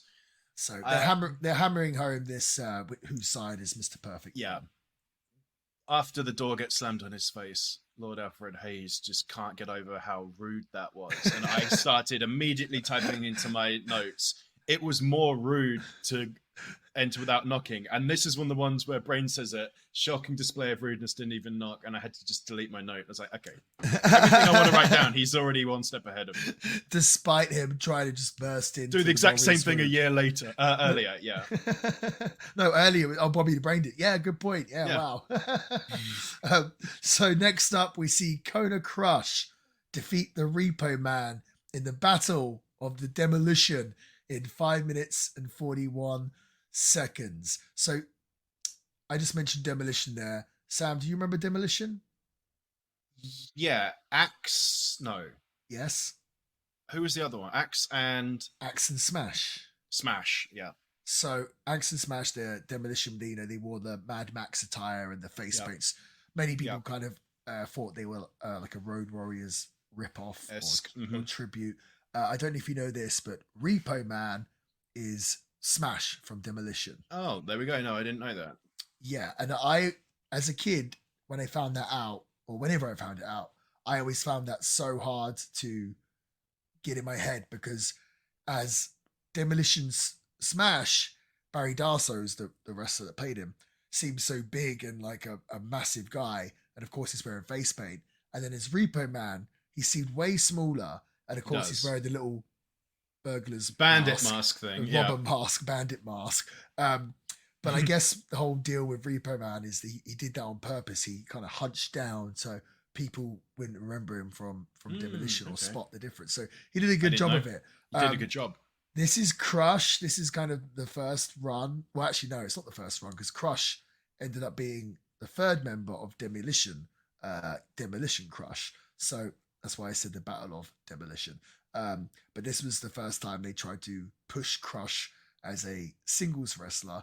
I will say this, his entrance music was really quite cool. Yeah. And this match only lasts about 5 minutes. Crush does his kind of cranium crush with his hands as a finish. I think we discussed the Von episode Erich's, 1. The single claw before, but this is the two hands. Kind of a cheesy finish, but the crowd actually goes nuts for it. The UK just is lapping up everything here, it seems. Yeah, they did. On the first episode, we saw Kurgan do it with one hand. There we go. And I actually think that it was me who mentioned I actually kind of like that as a finisher. When a big guy crushes someone's cranium, I kind of enjoy it. So I was with the UK crowd on this one. When he does the double one, yes, I was into that. It's so silly, but I love it. it's funny with Crush. They seem to try so many times with Crush. He first he was in Demolition, then he did this Kona Crush, like a surfer gimmick, bruh. And then he did Evil Crush, where he was with the Foreigners, and then they did National Domination Crush, and then what else did they do with Crush? Then he went to WCW for a bit, and then he came back to the WWF as Chronic, and he was obviously Chronic in WCW. He had a lot of chances, and I believe he was good friends with The Undertaker. So you'd think being like 6'6" or whatever he was, pretty jacked, friends with the sort of locker room leader, you think he would have probably done a lot more in the industry than he did. But maybe that's why he got so many chances. And he was also really good friends with the Macho Man, Randy Savage. They end up working a big match together. When was that? Was that SummerSlam or WrestleMania? I can't remember. But yeah, he kind of like him. He's very much a product of the environment here with like I noticed in this whole entire show, just the colors that everyone's wearing, all these neon and bright colors. It's very different. I really like it. Yeah, I enjoy it. I can't wait to talk about the Macho Man match. Well, yeah, we'll get onto it with that. Soon. But like, they really wanted the wrestlers to stand out and look like cartoon characters. They all look like mascots for cereals. Like they do. They really do, right? I will also say this. I might be wrong, but I always found it hilarious how Repo Man wore kick pads. I'm pretty sure he's one of the first wrestlers to wear kick pads, at least in the WWF, if not North America. And obviously he doesn't do any kicks, but he's always worn kick pads as the Repo Man. Pads? Kick pads, you know, like knee pads?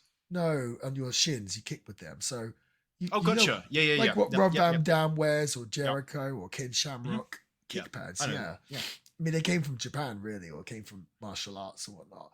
But it's quite funny to see the Repo Man wearing this. So a Repo Man, that is a term, right? Yes. For someone that repossesses stuff. Yes. But like, he's dressed up. He's a flat out crook. Yeah. As like a robber. I don't know if he understood what the gimmick was. And surely someone that repossesses stuff, they're not supposed to be, they're not like bad people, are they? They're supposed to be doing good, surely. Well, you know how you said Vince McMahon makes a habit of cartoonly portraying people he doesn't like. Maybe he's got repo men at some point banging on the door, and to him they were just thieves. Yes, how dare you thieve myself? So that must have been the case. Apparently Repo Man or Barry Darsow hated this gimmick, but I don't know, kind of look back kind of fondly on the Repo Man. So I really, the cartoonier the gimmick, the better. So, Doink, you know, you have a clown, you have a Repo Man, even Nails to a certain extent. You have a prisoner. Man. You got a tax. Well, you know, you got a tax man. Just they're very generic positions or very generic kind of archetypes. It's just that's their gimmick. I actually really enjoy it. Repo Man, like this was obviously the era. It more so happened a few years later on, where every wrestler's gimmick is that they had an occupation. And the Mountie. Maybe it was just because the WWF business was so down that the wrestlers had to have another job.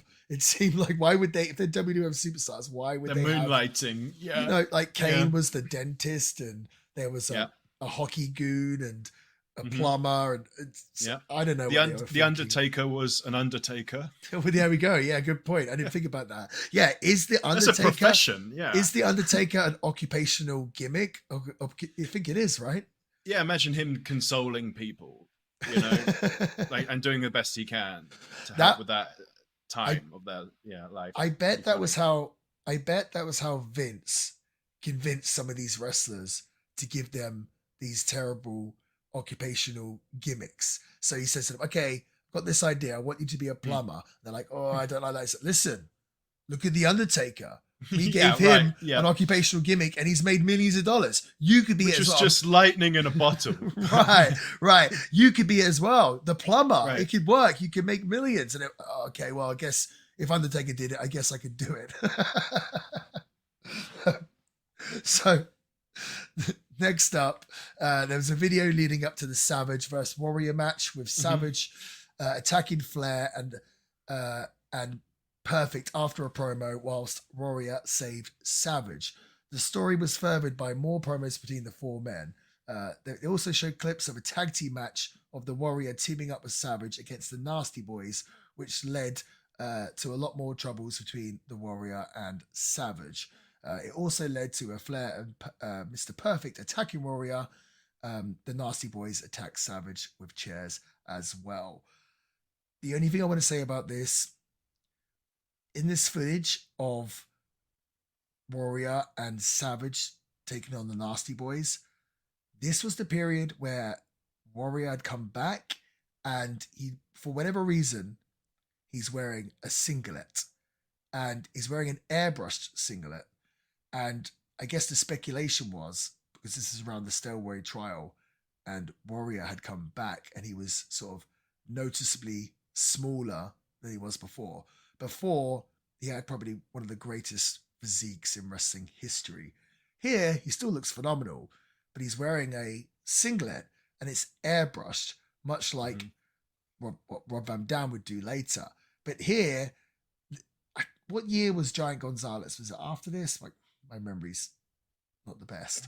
But he's basically got It's like that sort of airbrushed thing, isn't it? muscles, and he's wearing this one which is in this clip with the Nasty Boys, where he's has muscles airbrushed onto his singlet, and then where his chap is and his butt, he's got like a UW logo on the front covering his chap, but like in the shape of a thong, and then on his butt, the Ultimate Warrior logo, but again in the shape of a thong. So it looks like he's naked with this thong on. It's a very bizarre outfit choice. Bizarre, yeah. So weird.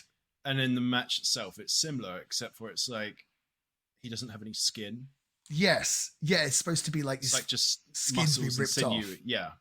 Yeah, but yeah, so, I got the Giant Gonzalez vibes. Very strange, very odd. But that leads us into our next match for the WWE Championship. The Ultimate Warrior defeats Randy Macho Man Savage via countout in a whopping 28 minutes.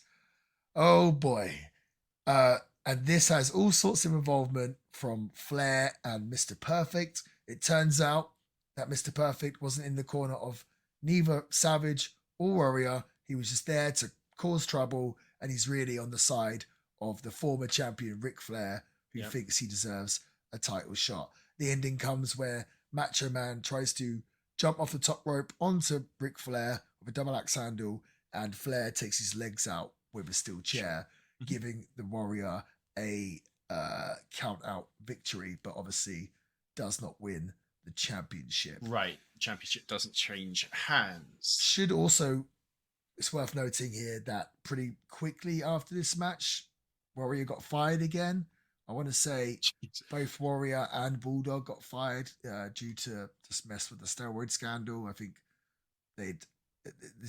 reports say apparently they'd ordered growth hormone from maybe even a doctor in the UK, and I guess at the time Vince just wanted to get away from all sort of stuff steroid related, because he's obviously going to go into this trial. So this was I want to say one of the last big matches of the Warrior until he returned in 96 again for a brief run. But yeah, I completely forgot that this show had a 28-minute Ultimate Warrior match. Good Lord. I loved it. Yeah, I really loved it. You did? I was, two things. I was completely shocked that the Warrior could last 28 minutes for it. And he did. He kept up, to be fair to him, he did. They worked really hard, and I actually thought it was a good match and it was entertaining. But then it got, again, a bit like the Michaels and Martel match earlier. I thought it got a bit overbooked with the outside shenanigans from Perfect and Flair. I felt like it hurt it a lot. If you really like this match, Sam, you need to go back and watch WrestleMania 7, which I'm sure we will do at some point, to watch the retirement match between Warrior and Savage. That match actually was pretty fantastic. This one, not so good compared to that one. That one was, I will say, was great. Okay, so yeah, this was the not so good version of that match, I felt. But it's also interesting that this is the world title match. This is the match they've been building up the whole entire show, but they decided to not put it on last. There's something even better held for last. But Mm-hmm. Sam, I was going to ask you to tell me what you liked about this match. I'll tell you the one thing I did first. When you see the two guys standing, looking at each other, both of their outfits are just phenomenal. Just Top all tier. these neon colors, just every color you can think of. It's like 90s just wrapped up in two outfits. And you got the face paint with the Warrior and his sort of late 80s, early 90s haircut, the muscles, the tassels, Macho Man, just all these bright colors, and the hat and the glasses. They both look like rock stars. And when they're stood there facing each other, I think anyone would see them two and be like, yeah, I want to see them two fight each other for sure. Yeah.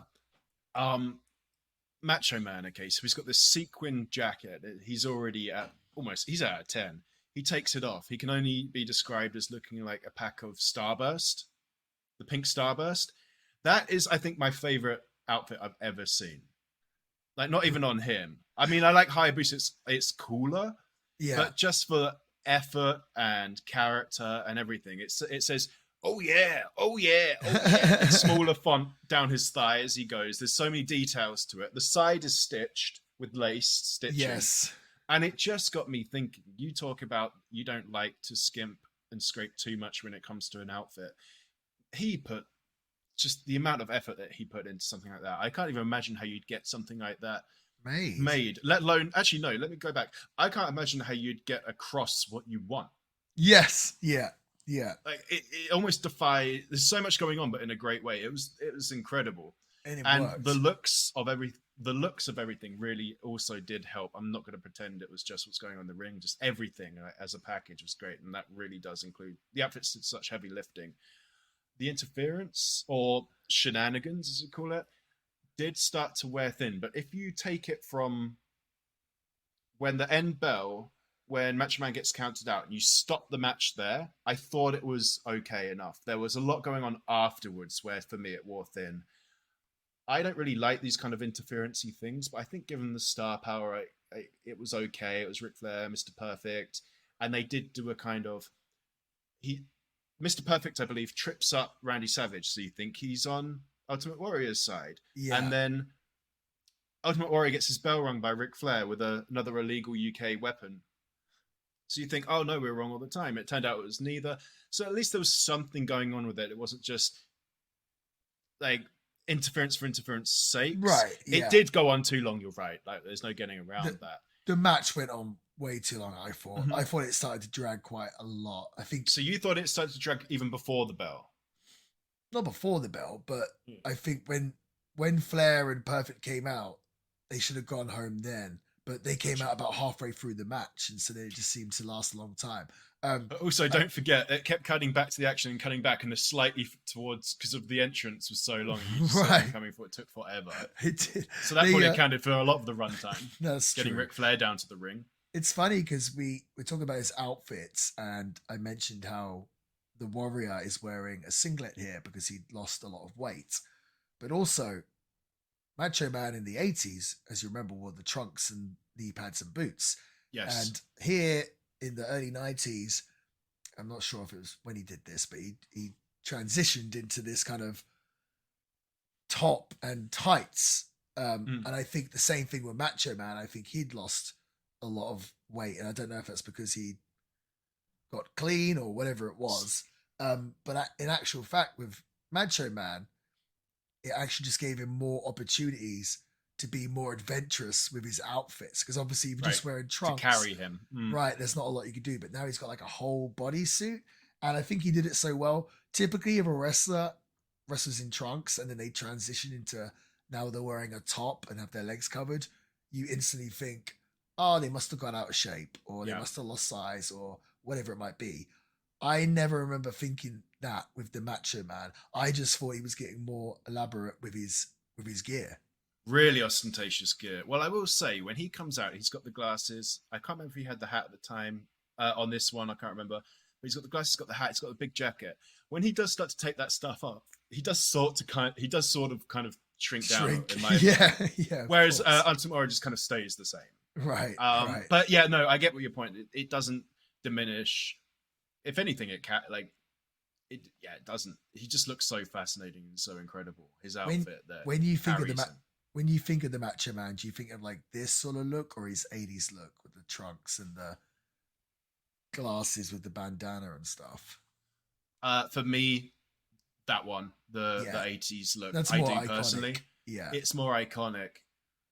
He looks better here, I think, outfit Okay. wise though. Oh yeah, that was one of the best outfits I've seen. I think he had lime green boots. I can't remember, but Yeah. yeah, loved it. So Loved it. we then see Ric Flair and Mr. Perfect being interviewed by Mean Gene. Hmm. Perfect says that there's always a plan B in full effect. Flair complained about how he should have got a title shot to begin with. Flair said that the two most perfect men alive were Mr. Perfect and himself, and Flair ended it by telling Savage that the title is coming back to me.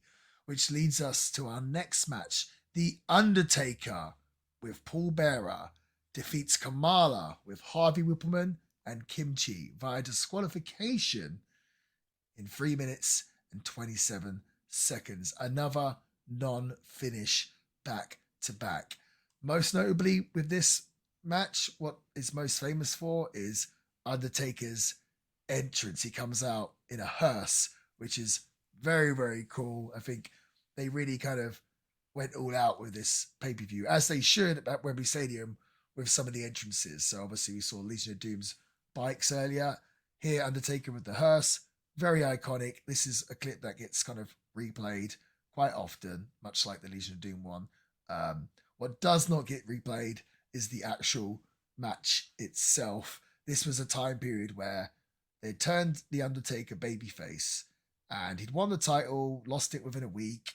They turned him babyface, and now for like the next 6 years or so, basically until the Attitude Era, Undertaker would just have to face different random giants constantly. They were always looking for monsters or giants for the Undertaker to kind of topple.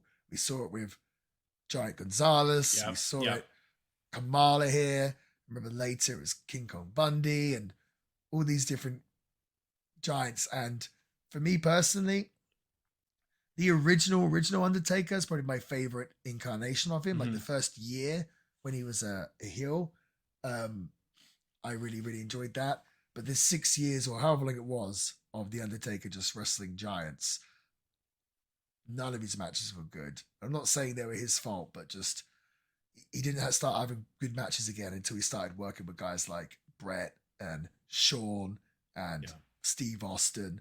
I guess the one good thing that, well, maybe two good things that we got out of all the giants and stuff that the Undertaker wrestled, giants or monsters, they somehow amongst that, obviously there was going to be a few good ones. What is it? The blind squirrel eventually catches always finds a nut or something. Nut, yeah.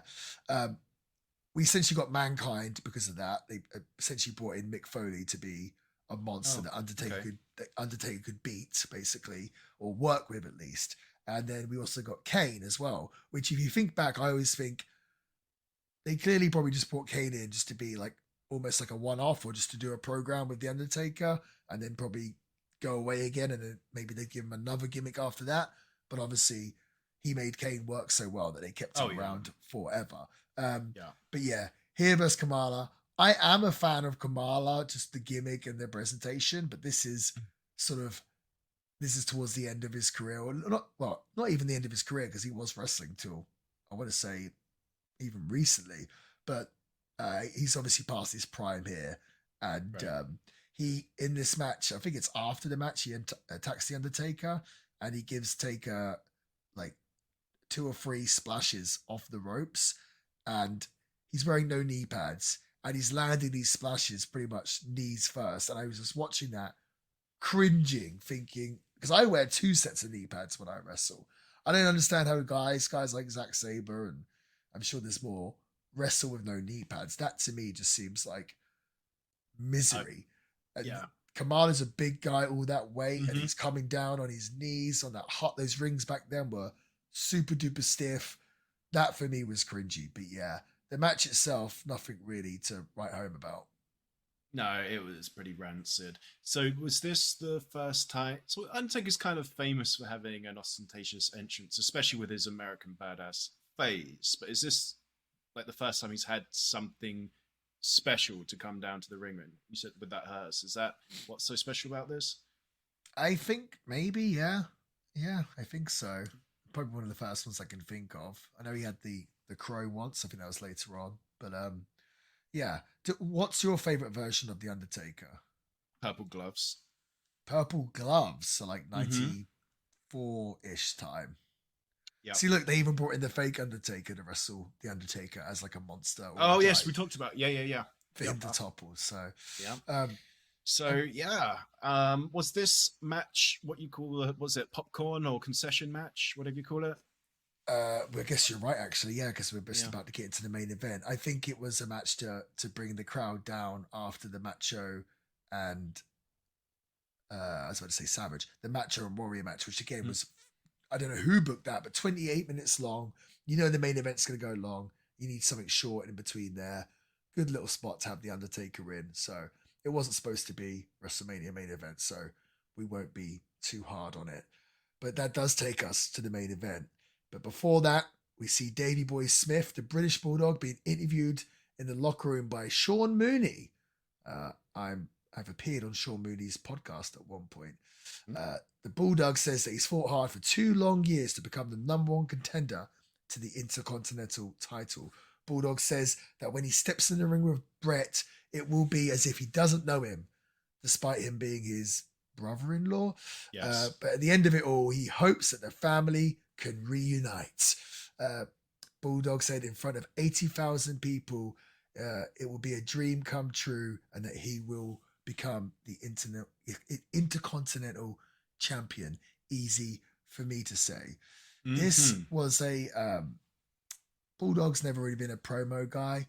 Right. I felt like it was okay, but the most funny thing to note about this promo is he's doing it in front of what looks like a little bulletin, like board behind him, like a cork board with just like I don't know, news and Help flyers kind of wanted stuck. ads. Yeah, Yeah. yeah. It looked like he did it in like a classroom or Sports something. center changing Yeah. room or something. Yeah. Yeah, I was thinking, was there not somewhere better to do the promo with the biggest star on the show before the main event in front of 80,000 people? It just seemed very bizarre that they picked that spot to do this Bulldog promo. I But, didn't pick up on that. oh, you That's should watch pretty it back. funny. Yeah. I could not notice it.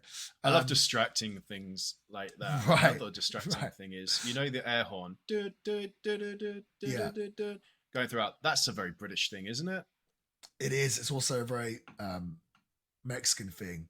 Ah, In okay. Mexico, they all have the what they called the bullhorns. Air No, horn, air bullhorn. horns. Sorry, they have them and they set them off all the Okay. time. But that takes us to Brett. We get some words from the Yep. Intercontinental Champion Brett. He says that he's the one that introduced Bulldog to his sister, and that Brett has helped Bulldog more than anybody else in the Hmm. WWE. Hart said that Bulldog is the one responsible for all the family tension because he's the one that wanted the shot at the gold. Brett ended it saying that he's going to win.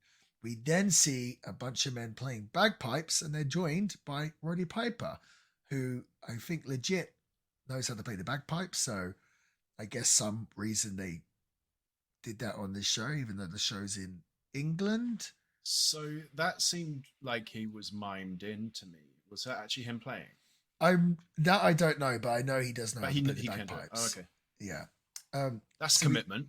it is Learning the commitment. bagpipes. I always wondered why, like Roddy Piper's gimmick was like he was. I don't know if it was supposed to be Scottish or he just had like he had Scottish Heritage. in his heritage. I guess that because obviously clearly he's from North America, was Canadian, but Yeah. I like how it doesn't matter. And people just roll yeah, with it. yeah. It's It's like just okay, yeah, okay. He's just wearing his kilt. right. Well, you right. know the whole this is set in England and it's very English thing, I guess you could say, even though it's British Bulldog and it is in Britain, and they're doing the bagpipes thing. What's that about? I mean, when I worked in town when I was a lot younger, I remember an American tourist came up to me and he said, "Where on this map is Scotland, England?" Oh wow. Yeah, so I actually feel like he may have been taking the Michael. Oh, but really? maybe not. But that does kind of seem to me the how that might be what the WWE think. Hey, you know, I always it's Britain, England, bagpipes, Scotland. I always find it funny hearing Americans try to pronounce UK cities. They can't seem to say it, Birmingham. like Birmingham, or I've heard them murder places like Gloucestershire and stuff like that. I just can't say them, and I understand why not. I mean, I murder words all the time on this show, so I'm not gonna point the finger at You can't, anyone. right? But next up, we see Diana Hart Smith Yep. being interviewed by Sean Mooney. She's the wife of Davey and the sister of Brett. So she just talked about how hard it's going to be to watch this match. She says that she's not concerned with who wins. She says she's there supporting both of them. Now,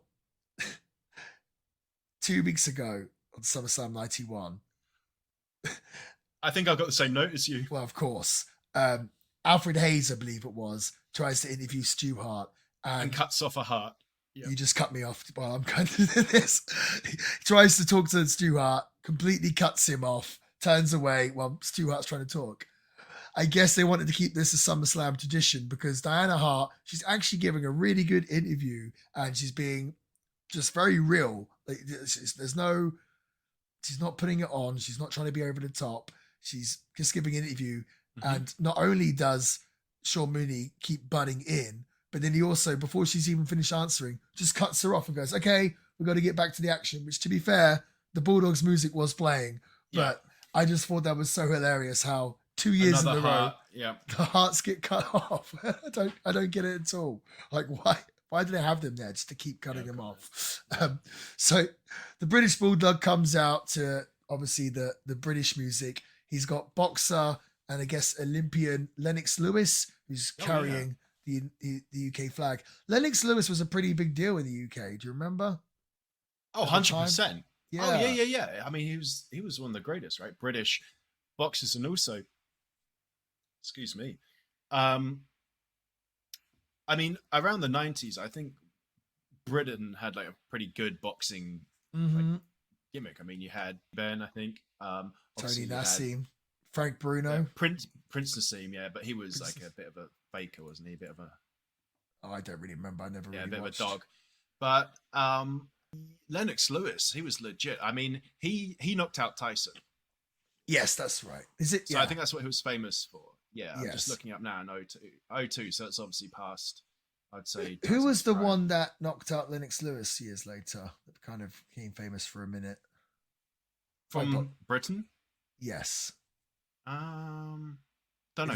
This is a wrestling show. It doesn't matter. Well, I didn't realize this until I quickly researched it. Lennox Lewis is like British Canadian. Oh, really? I thought he was British. I think he's British Canadian. There we go. So another link there. He could have came out with either guy. He could have done. But yeah, Bulldog comes out to a monstrous reaction. Brett then comes out second to a good reaction, but a bit more of a mixed reaction. It seems like the audience is more in Bulldog's on his side, which obviously makes sense being from the UK. But it's not complete booze at all for Brett. No, Brett was very popular in Europe. I mean, you mentioned that. Was that? When did you mention that? I think a few episodes ago. During Canadian Stampede, yeah. Mm-hmm. It's people may not know if they're from the US just how over Brett was. Like, in my opinion, or at least in my friends group, he was more over than British Bulldog. Like, he was for sure. Hugely popular in the US. Oh, he was in the UK. Yeah, he was a much bigger star, I would say. Yeah, but here they're just going for Davey because it's very much the British guy fighting for the belt. Theme. Yeah, but honestly, I get the feeling like if it was Bret Hart would win, people are like, oh, it's not so bad. No, could be worse. I don't think the crowd would be upset either way. No, so the crowd, whoever wins, Diana loses, but whoever wins, the crowd wins. So that's, I think, was the setup there. Well, I guess that brings us to Davey Boy Smith, the British Bulldog, defeating Bret Hart for the Intercontinental Championship in 25 minutes and 40 seconds. This match is what this show is known for. It's considered one of the greatest Intercontinental Championship matches of all time. It's the only time I can remember the Intercontinental Championship main eventing a big pay-per-view over the WWF Championship, especially over especially that. I guess what makes this even more remarkable is that Brett has told this story in his book and on DVDs and many interviews that he had a really hard time trying to get hold of Bulldog leading up to this match, and because he wanted to talk to Bulldog about the match, and Bulldog was avoiding him, and Brett claims that Bulldog was avoiding him because he'd been smoking crack with Jim the Anvil Neidhart for a week or so leading into this match. Who was Bulldog? Bulldog. This is Brett's claims. Wow. Bulldog had a really bad knee injury, so I think he was dealing with a lot, and he decided to do this match. It's also worth noting, I think originally this match was supposed to be Brett versus Shawn Michaels, and then when the show got changed to be in the UK, Brett was the one that suggested it should be with Bulldog, and they should drop the belt to Bulldog. So, and the story that Brett tells is Brett tells him this whole match, plan it all out. They tie up at the start of the match, and Bulldog just says, Brett, I've gone blank. I've forgotten everything, like panicking. What am I going to do? And Brett tells them, listen, don't worry. Just listen to me. And Brett says that he kind of took Bulldog through this whole entire match and led him through it. Brett also says that, and this makes sense, that this was the match that helped elevate him into a main eventer where Vince could see him as a headliner, as a main eventer, and he dropped this belt, which wasn't a bad thing because it obviously led him to then be free to become the world champion, which he would do not so long later when he would beat Ric Flair for the world title. So it's kind of a career-making match for Brett, and that's the way that Brett kind of plays it. Like, oh, they thought it was a career-making performance for Davey, but because he won the belt, but it was actually a career-making performance for me. So okay, I can see that. Yeah, I mean, there's been a lot said about this match that I don't want to repeat because people have reviewed this match many times. People have very fond memories over this.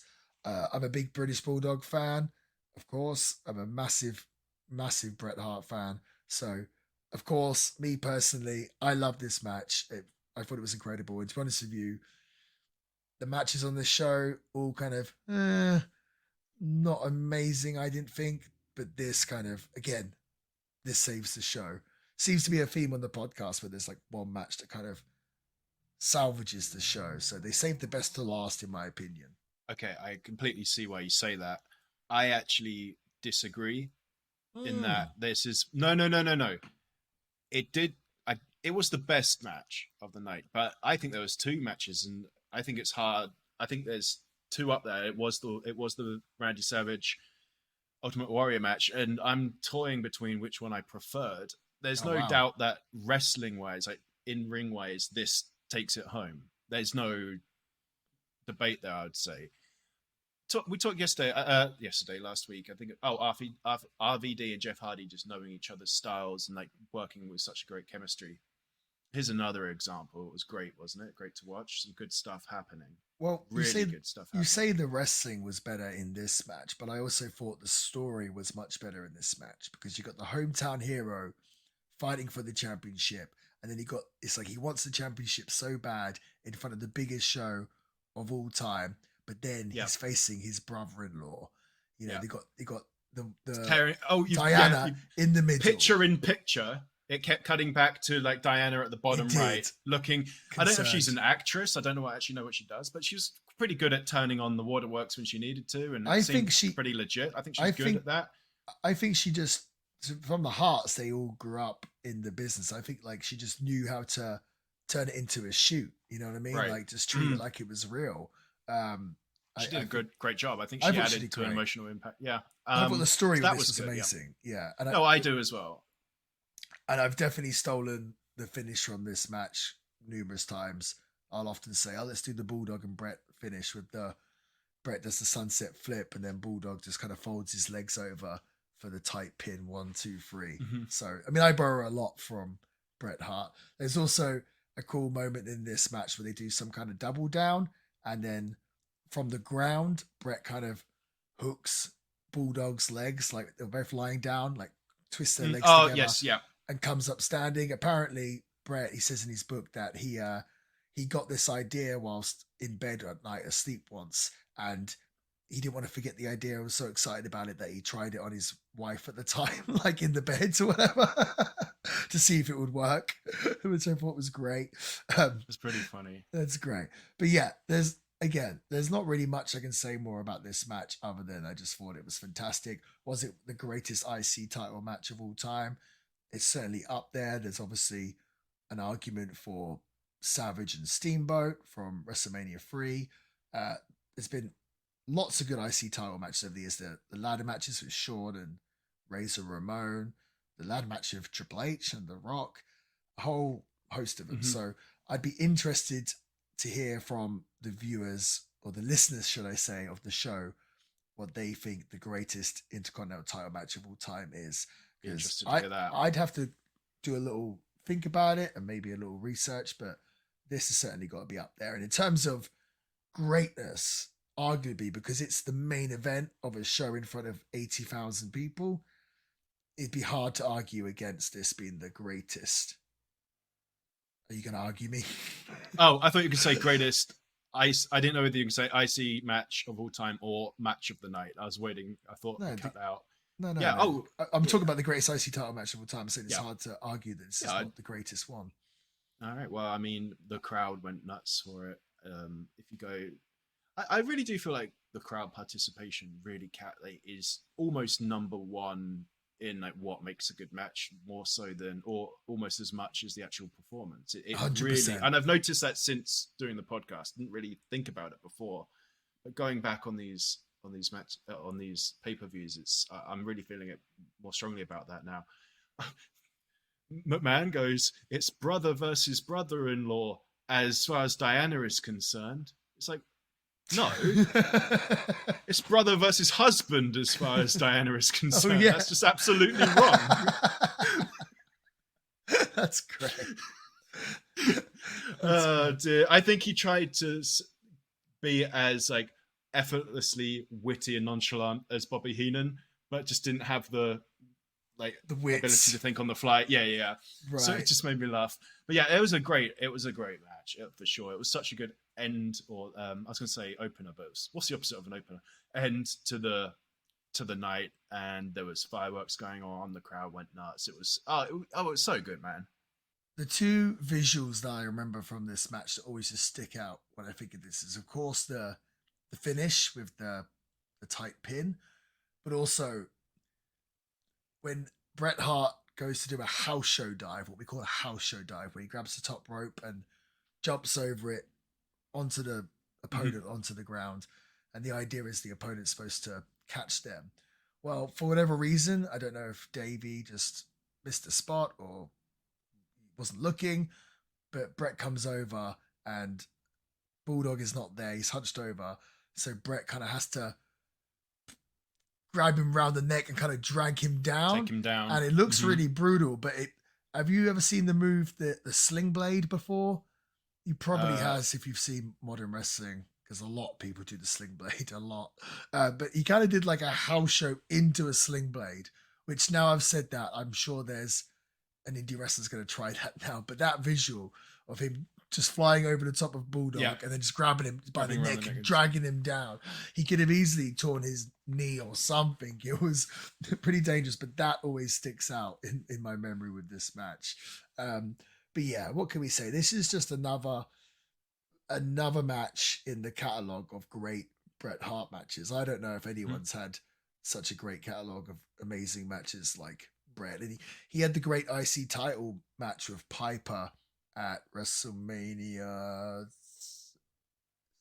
8. Oh God, I might have got that wrong, so I apologize if I did. And again here with Bulldog. So yeah, and again, I think this goes back to we spoke about it on the pod before, where people kind of romanticize the IC title. So it's the work rate belt, and it's from things like this. And this show would kind of demonstrate that argument quite well with Macho Man and Savage working, then these guys working. That being said, Savage and Warrior did work really hard. I'm not going to take that away from them whatsoever. But Awesome. yeah, I mean, so Sam, I guess we're gonna Yep. have to get to the final analysis of this show. This question, I think we already know the answer. Best match of the night. Well, actually, Oh, I'm here gonna we go. say Here we no. go. I'm gonna say Savage. Don't and do Warrior. it. Oh man. How many know what you're gonna say. apologies are you going to have to do to the audience, Sam? Oh no, I'm not apologizing for this one. So the Bret Hart and Bulldog match, like I said, was like kind of better in ring and in story and in emotion. But for pizzazz, I'm going for, which is a big reason why I watch wrestling, to be honest, just for spectacle. Yeah, it was Ultimate Warrior and Randy Savage, and yeah, like I said, this is a good thing. I'm glad that I had two matches where I'm like, oh, I don't know which one I prefer. But ultimately, what I was more entertained in the Warrior and Savage match, despite some flaws. It just had the level of pizzazz, the costumes, the shenanigans. Yeah, I was into that one. I know what yours is going to be. Look at your face. Well, my best match, I'm going to say Bret and Bulldog. For my worst match, I'm going to say Savage and Warrior. No, I'm joking. Out of pettiness. Yeah, out of sheer pettiness. No, worst match. Oh God. It's got to be, I guess, even honestly, I was going to say Nails and Virgil, but it might even be Undertaker and Kamala. Thinking about it. Yeah, I mean, they're both nothing matches. They're both one and the same, really, to me. Yeah, I was going to say. Sorry, let's say Nails and Virgil, because at least the Undertaker match had the cool entrance and stuff. Yeah, I was going to say Kamala Harris. That's his real name. Real surname. And Undertaker. But like you said, it was I can't remember how long it was, like 3-something minute popcorn 3 minutes match. Mm-hmm. And I guess it was funny. So I'm going to say Virgil and Nails is my least favorite. Although at that point it's like toss a coin which one was worse, but whatever. I'm going to say Virgil and Nails. There was less charisma in the ring, I'd say. Oh, for sure. And I guess we got to get to our controversial star rating. I feel like, Sam, we're going to give star ratings every single week to shows.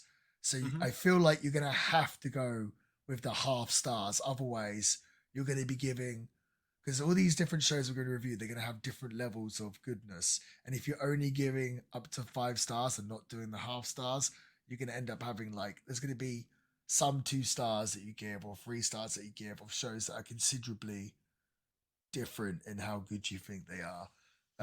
Because when I've watched this show, so last week I gave Invasion 2.5, right? 2.5 stars. Yeah. This show,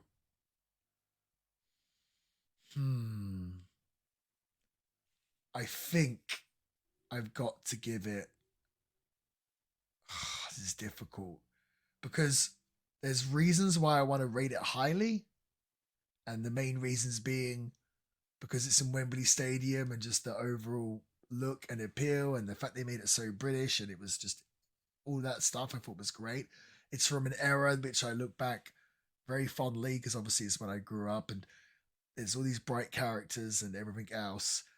That being said, some of the wrestling on the show for me kind of, I don't know, drags it down kind of considerably for me. I'm thinking sort of I'm thinking between 2.5 at the push 3. What, you give me your answer first, it might help you with mine. I got 4. 4 stars? 4 stars. Yeah. Are you serious? So the worst matches of the night were, like I said, at least funny, and they were under 5 minutes, I believe. Yes. So not a big deal. Now, what's interesting is I feel like you said there was actually a lot of stuff that was cut out of this. I'm wondering if that was in there, I'd actually give it less because I think it would start to drag. Yes. I actually think that maybe this American edit saved it for me. Yeah. Perhaps, made it a lot more but tight. I don't know. Yeah. Yes. It made and it a lot honestly, more I think the tight. pace, so I know there was a 28-minute match and this and that. That didn't actually didn't feel like 28 minutes for me personally. Maybe it did for you. So yeah, I thoroughly enjoyed this from start to finish. I really did. What? I think maybe I'm being harsh on it. I think, thinking about it, there was some pretty entertaining stuff. And even like you said, even like Crush vs. Repo Man Wasn't a great match. Was not a terrible match by any means. All the matches like that are pretty short. I guess Natural Disasters and that 10 minutes. That was like 10 minutes. Yeah, that's the only one that just dragged too long. But the other you know ones what? are short, funny. For history standpoint, everything else, I think I've got to rate this higher than Invasion. So I'm going to give this a whopping 3 stars. Yeah, 3 stars. I think it's definitely better than Invasion for sure. 4 stars though. You're basically saying this is one of the greatest shows of all time. I'm going on what percentage was I thoroughly entertained, and it really was the majority of it. I really had a great time. Wow. Yeah. You want me to have a good time, don't you? Wow. And I had one. Not too good. No, not too good a time.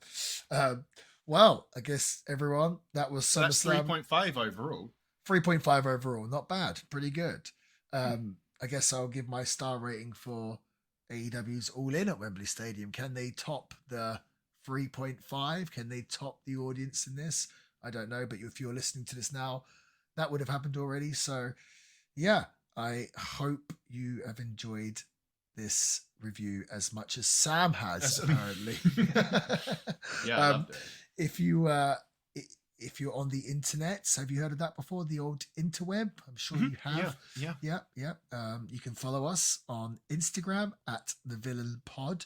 You can follow us on TikTok. You don't stop at The Villain Pod, and our YouTube channel at The Villain Pod. And also, September 1st, the Villain jerseys are back. They go live at 6 p.m. Eastern Time. Only 50 available. They're gonna sell out probably very quickly. So if you want to stand out, if you want to help support the Villain, you keep telling me every single day, I want to see you on TV. Well, this is what you need to do. You need to get yourself a Villain jersey. You need to wear it to the show and support the Villain Mighty Scale, much like you would wear a jersey to support your favorite team, whatever that might be. So if you're on Team Villain, pick yourself up a Villain jersey from martyscale.bigcartel.com, September 1st, 6 p.m. EST. Sam, have you joined the old social media yet or what? Yep, so... Oh, no, not me personally. I've subscribed to all of our accounts. That's a start. Have you got a mobile phone yet? I do, actually. I do. Oh, okay. I have 2, and one of them has a SIM card in and works. Oh, it's for that Bumble and Tinder. Don't say that. That's why you got a phone, right? Basically. Yeah, but no. I don't... Yeah, I'm banned from them all now, so I don't really even need a phone. Oh man, before we go, though, when you said a blind squirrel, I've got to ask, before I saved you, what were you going to say? I thought you could say a blind squirrel is right twice a day. No, every once in a while, a blind squirrel does a French kiss. French kiss. There we go. My oath. All right, guys. Have a good week. Till next week.